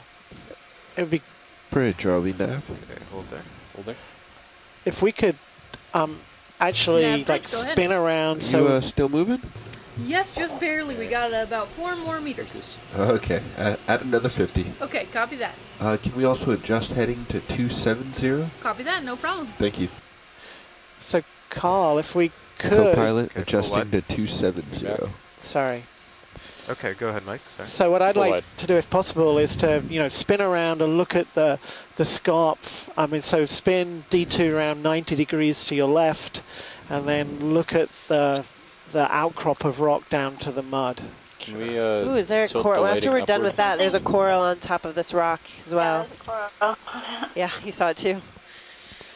Can we tilt the lighting upward a bit? Did you get that, the light's Carl? all the way up. It's all the way up. But I can bring them out to drop the lighting help. down. The foreground is really bright, and everything else is pretty dark. Now you can see that line that's appearing in the middle of the screen on the right and dipping across the screen. I think that's showing you the bedding. That's showing you that this is just thicker layered material compared to the thinner layers that we first saw maybe about an hour ago. Well, I'm just wondering if it's the lower, the lower swing arms or upper. We're driving around. And we can our camera pretty high up. Definitely see as opposed to looking down, so we're getting a lot of light from top. The flat surface. So interesting, we got to this depth, got over shallower than 2,500 meters and have been picking up octocorals now. This is the third one sighted. So Mike, are you happy with this view? I think that's great. I mean, if anything, if you can pan out, can you? Or that's full. Okay, zoom out, but that's great. Then maybe just rotate to the right again.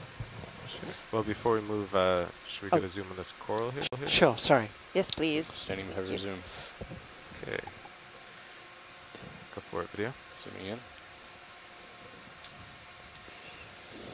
Framing it. If you beautiful.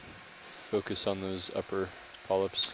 So if you could, yeah, get a tight zoom as well. Okay, we can get lasers great. off Copilot. Standing by for zoom. Okay, you can go in. Zooming in. So this looks like it possibly is a bamboo coral. We did observe bamboo corals at deeper depths. Yep, now you can see the dark nodes and the white calcareous inner nodes resembling bamboo plants. Hence the name bamboo coral.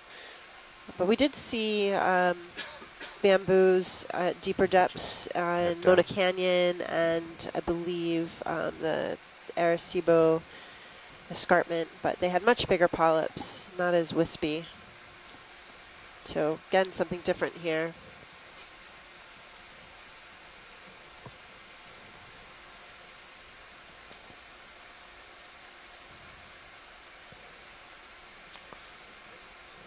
What?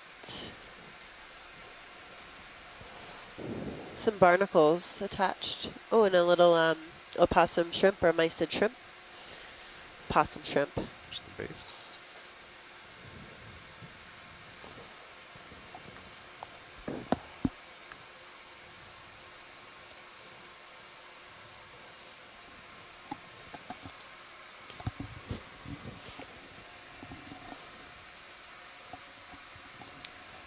So you can see that some of the polyps are retracted, their tentacles are pulled in, whereas others are still extended.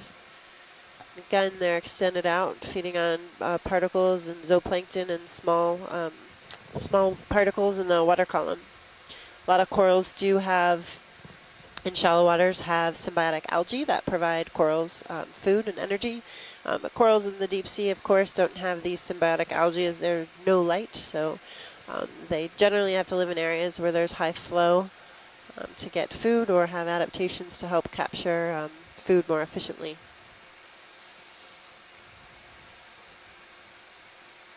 Did that help with Actually, I'm not sure that's a barnacle. Yeah, it did actually. Okay, I'm going to make another adjustment after we get a nice shot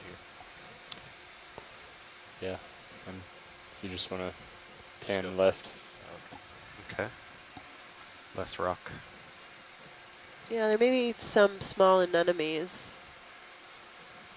How's that video? It's good. Surrounding the coral skeleton. Some hydroids here. And one of the branches. Beautiful, guys. Okay, you can zoom out. All right, happy with that watch lead? Yeah, could you just keep panning left? I just kind of want to look at the tips on this.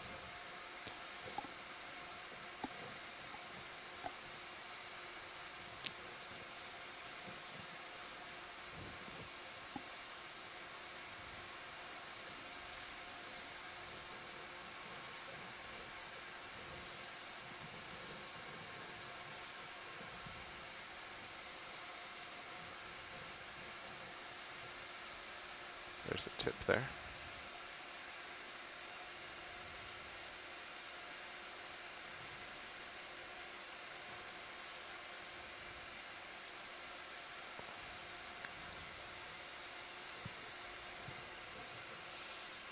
Beautiful. Thank you. Okay, ready to zoom out when you are. Yeah, full wide video.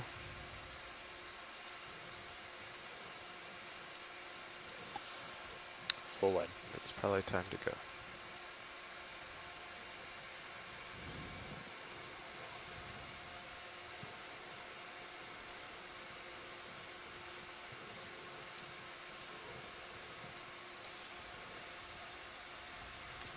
it's time to move on. Are you okay with your upper swing arms out, or do you want me to stow those?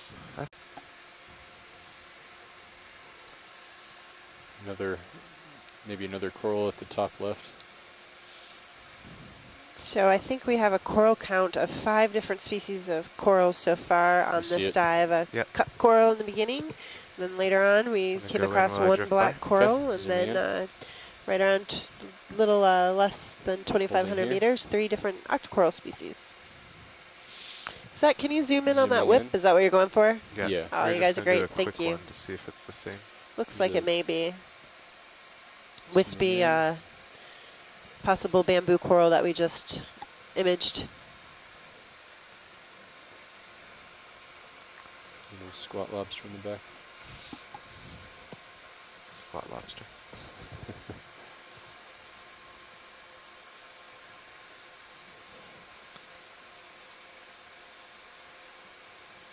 Do you want me to stay partial or pull back? You can stay partial. I'm going back. Just that sea cucumber is pretty interesting. Can you get a zoom in on that too? Go ahead, Mike. I was just going to say, almost for the first time, you could almost imagine we're seeing the honeycomb weathering on the surface of those rocks, like we've seen on the carbonates.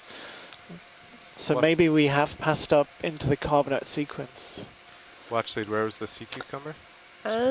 Dead center of your screen right now. Dead center. Thank you. Semi-transparent, it's hard to see. Just was a different color. You know, we were talking about colors last night at dinner and colors that we see in the deep sea, and this one seems to be a little more blue than we normally see. Still that center might of your also screen. be because we're so far away from the creature.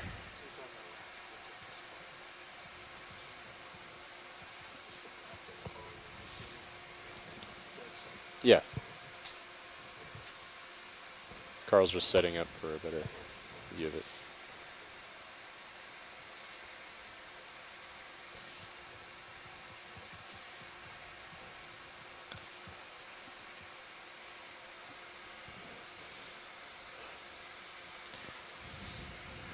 Okay, video. Go to my cucumber. Zooming in.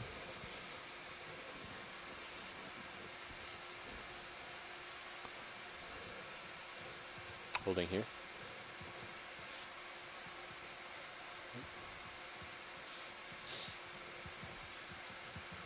Not getting closer to it, it looks more white. Zooming in. Than blue. Okay. Holding here.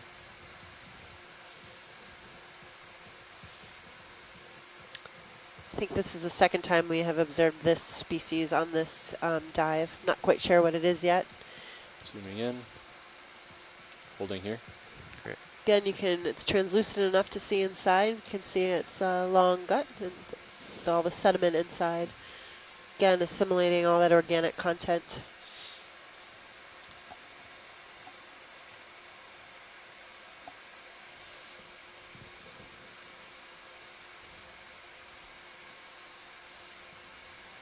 Not much longer here, Carl.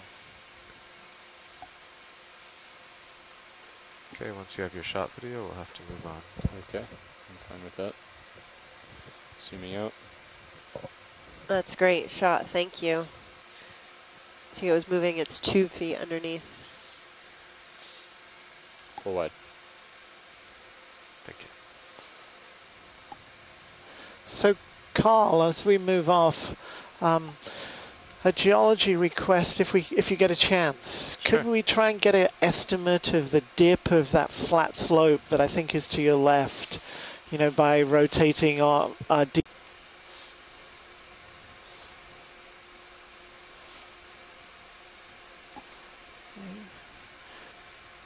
And can we bring the camera horizontal? Sure can. Trickier.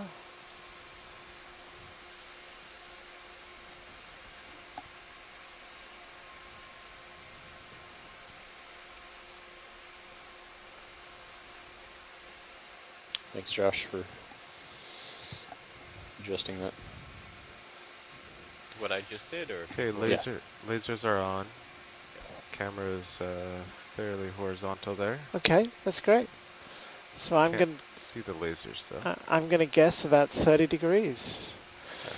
Thank you. You're welcome. Yeah, we gotta scoot ahead, Carl.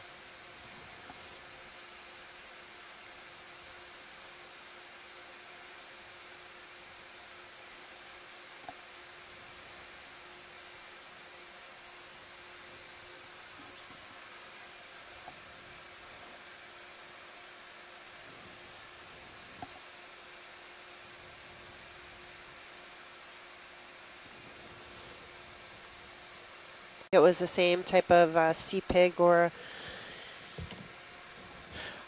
elasiopod. Hi, Susan. Hi, Susan. Easier to answer your question over the audio. Susan asked, do we know if this entire seamount is tilted at all? The answer is we don't know. We don't know much about it at all. It's one of the smaller seamounts in this area. What we do know, of course, is to the west, where seismic data has been collected. We do know that the carbonate platform has been broken up and has indeed been tilted. So, a plausible interpretation is that we are seeing tilting of the sediments.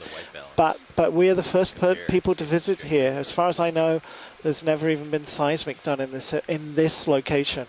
So this is really the first time visit, and we're trying to figure it out for the first time. Okay.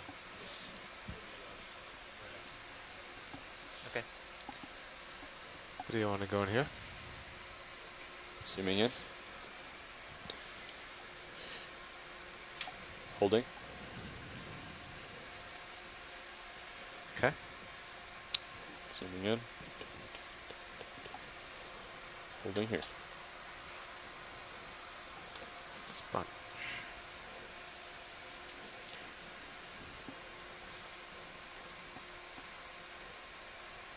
Okay. Come wide.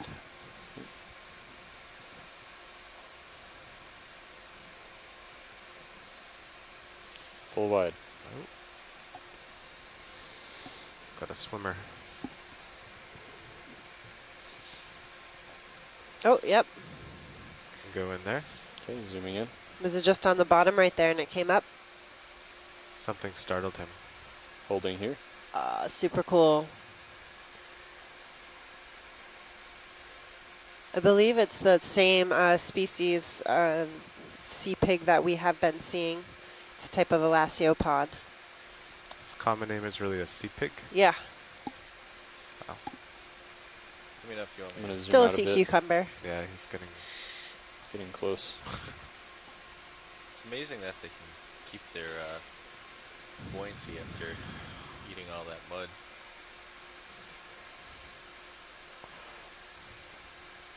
Gosh, this imagery is really amazing. Yeah. Can you get lasers off, Copilot? Yeah, thank you. I can zoom in when you're comfortable with it. Yeah, as long as you can. While we're watching, can I actually just point out the Sirius view? Look, I think we can see like the cracked carbonate slabs in the Sirius view. And actually behind this guy, we can see the layering.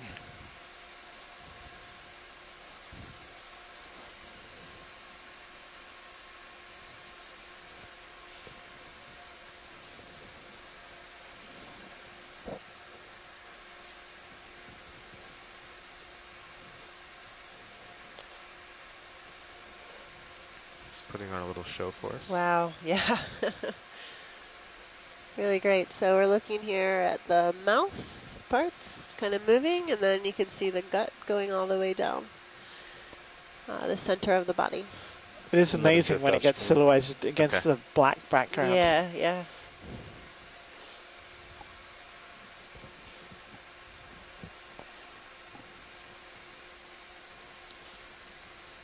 Cool. Now the credits start. That's right.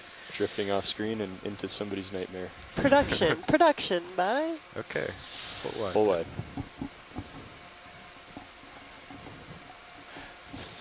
So yeah, Carl, can we just look at the face? Delta 16, camera angle 45. I mean, that's a great shot from D2. You can almost see this surface, and it's just broken up. I mean, there's patches of the rock, which once upon a time would have been all connected. I'm guessing that really is the bedding, and you know, that probably is the limestone sequence, and that during today we've traversed from the basement to the overlying sediments.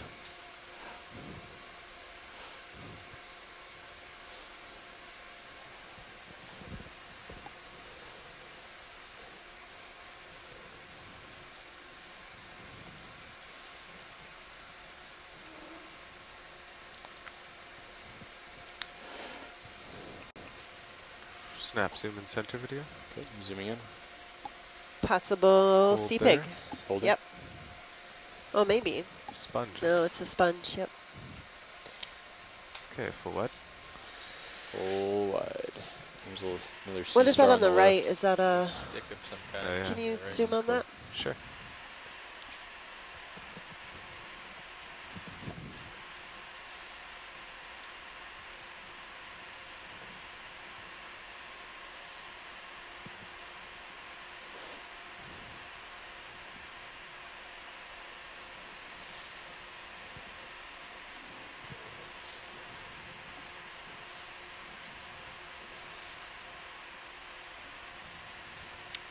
Standing by for zoom.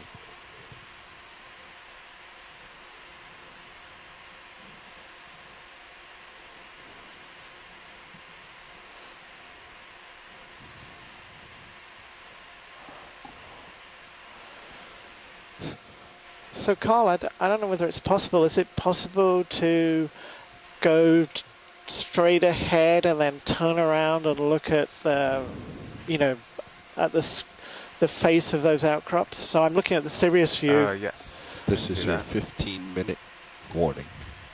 We will get this coral, and then I'll drive ahead and turn around and look at that. Thank you. Sorry. I was hijacking. I apologize. You sure were hijacking. I'm sorry. You got so excited, though. I understand. Well, actually, should we skip this coral? And, Yes, please.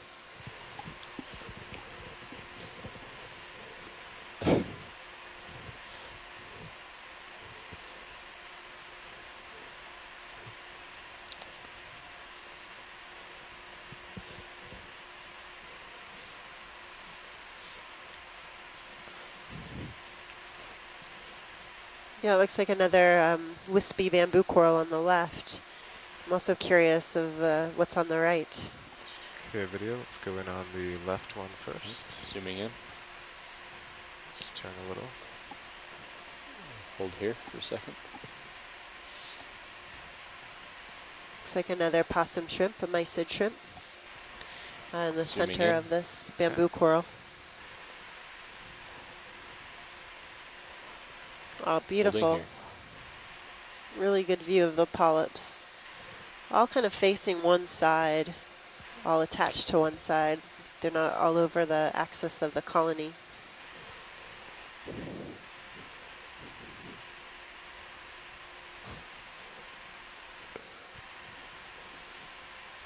Branching from the internodes, it looks like, and it's possibly a Jasonisis morphotype. There's the base. That's great. And then, yeah, we can move up and see the mysid shrimp there.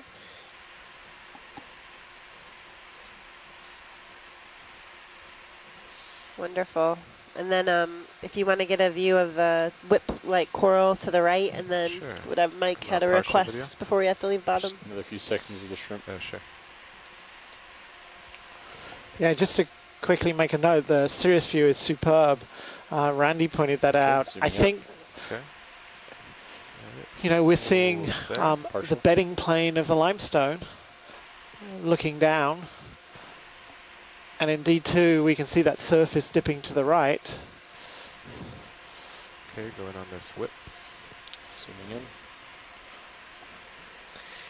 So I missed it. Scott Holding France here. just pointed out that there were Just lost my toe a little. the embryos that mysid, adult mysid, was carrying.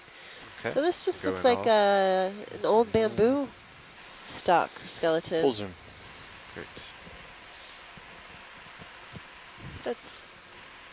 Is that a tiny squat lobster on it? It's hard to see. A very squat lobster. Yeah. All right, we don't have much time to look at these rock faces. Okay, so we can go look at the rock face. Okay, full wide. And then we need to leave the bottom. So we got to a depth of 2,397 meters, Full picking wide. up more octocorals now. So we Yeah. get a little shallower. Yeah, guys, if you can squeeze that in, that would be great. So straight ahead with D2 and then pirouette around.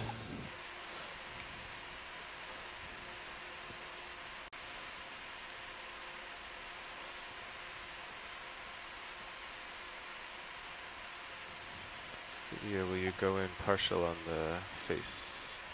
Zooming in. Partial.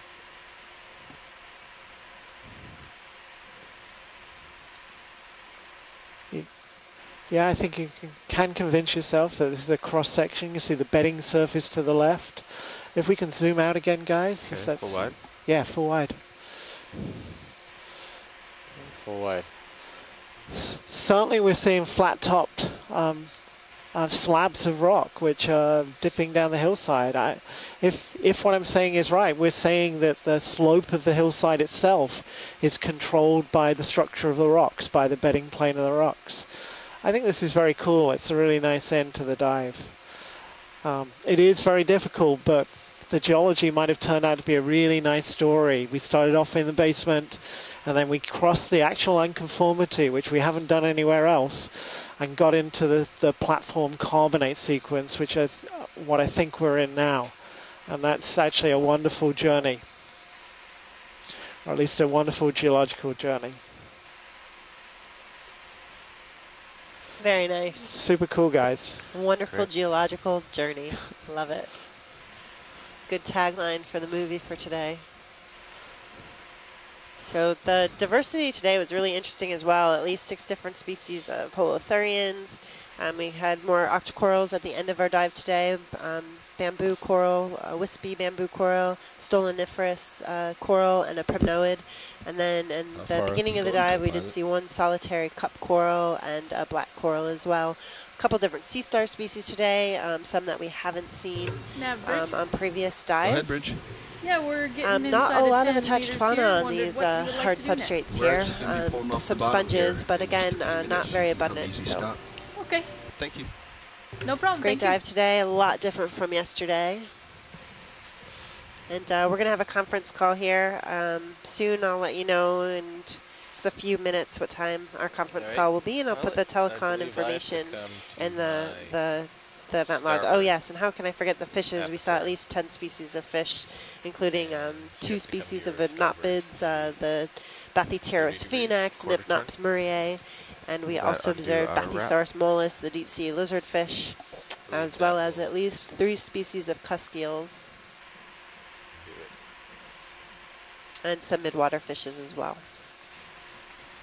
Is it time, Nev?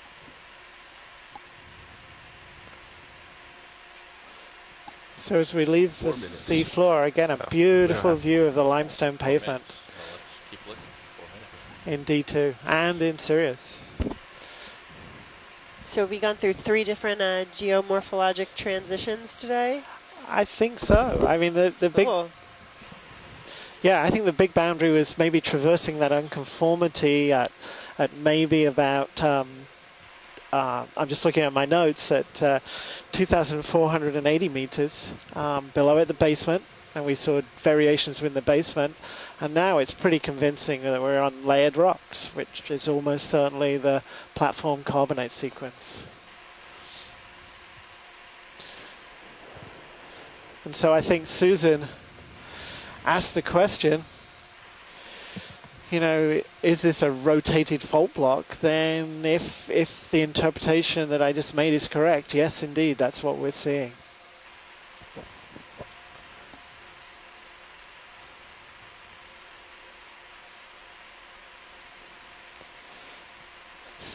Susan just asked, you know, through the event log, do these or made the comment that these things look like sheet flows. So basalt flows which are sheet-like of basaltic lava. And you're absolutely right, Susan, they really do. I guess, the biggest constraint we've got is that we do kind of know what the geology is. And that's really been helping us a lot in doing these interpretations.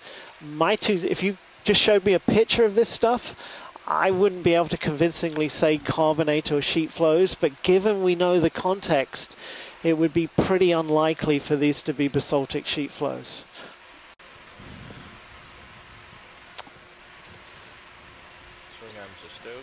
Okay, watch and that's the it. ROV. Go ahead, 11 pilot. Off bottom.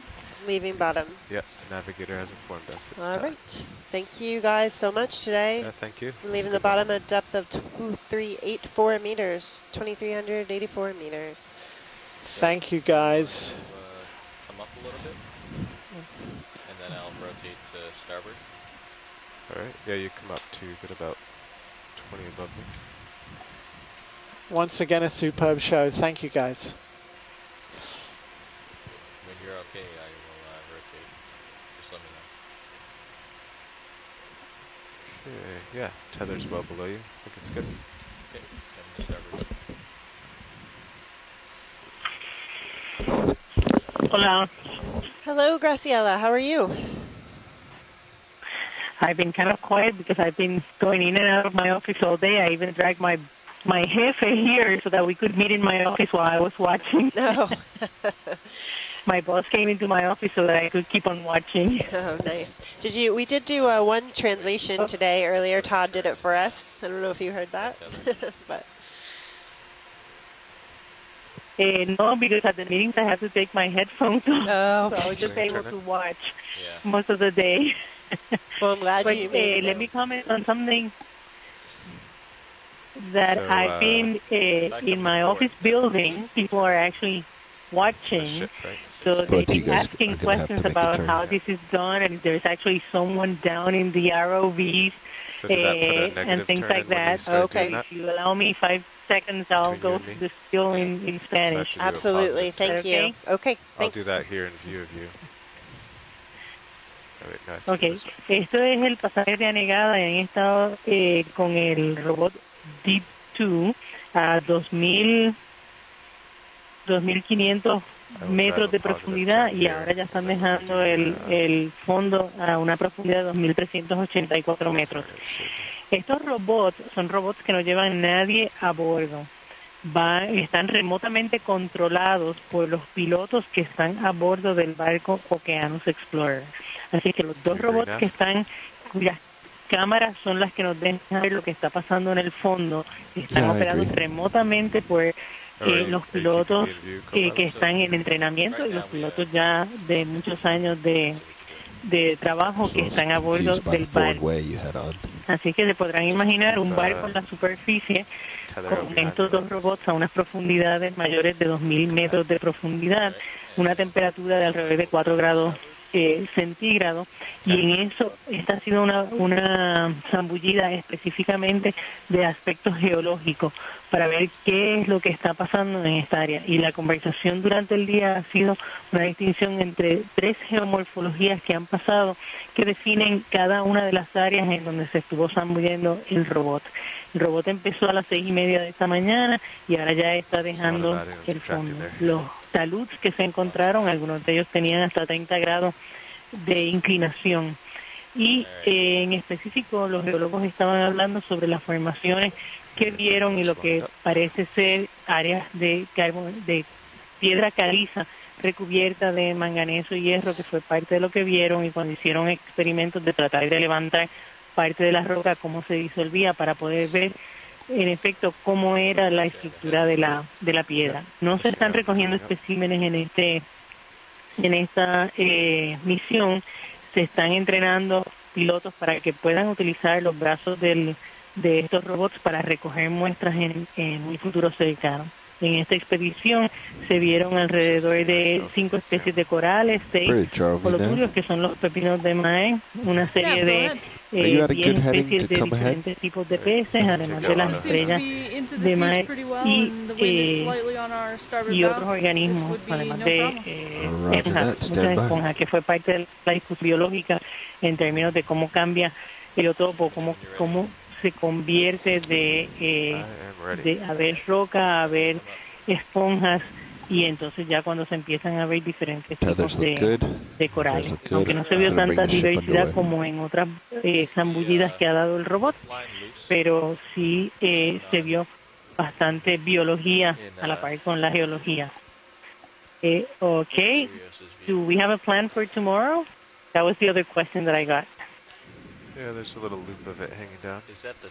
Sorry, my mute was off. Thank you, Graciela. Ed just saved me there. Those 2 loops nearby. That was great. Yeah, we have a plan for tomorrow. We are going to Whiting Seamount, and we have a conference call at 15:30. Yeah. Okay, thank you, Mike. Thank you, Graciela. Thank you, everybody who's still out there. Lift line's not seen in this camera over here. I guess I've been sitting here now for 7.5 hours. It's time to sign off.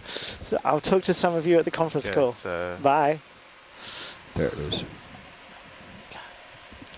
Yeah, I believe that the tethers are at, I mean the lift lines here, is that a loop in the tether?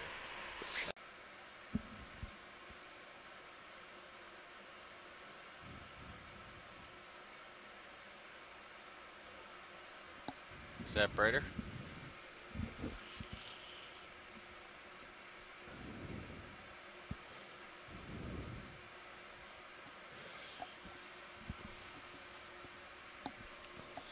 I think we need to put a little more shipway on, Carl. It's never gonna pull through if we don't put some tension on it.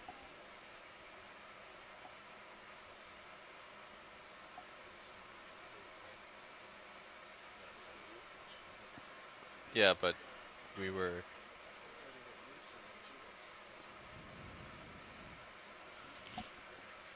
I agree that we can't pull it completely taut, but there's so much slack here that there's nothing encouraging those loops to pull through.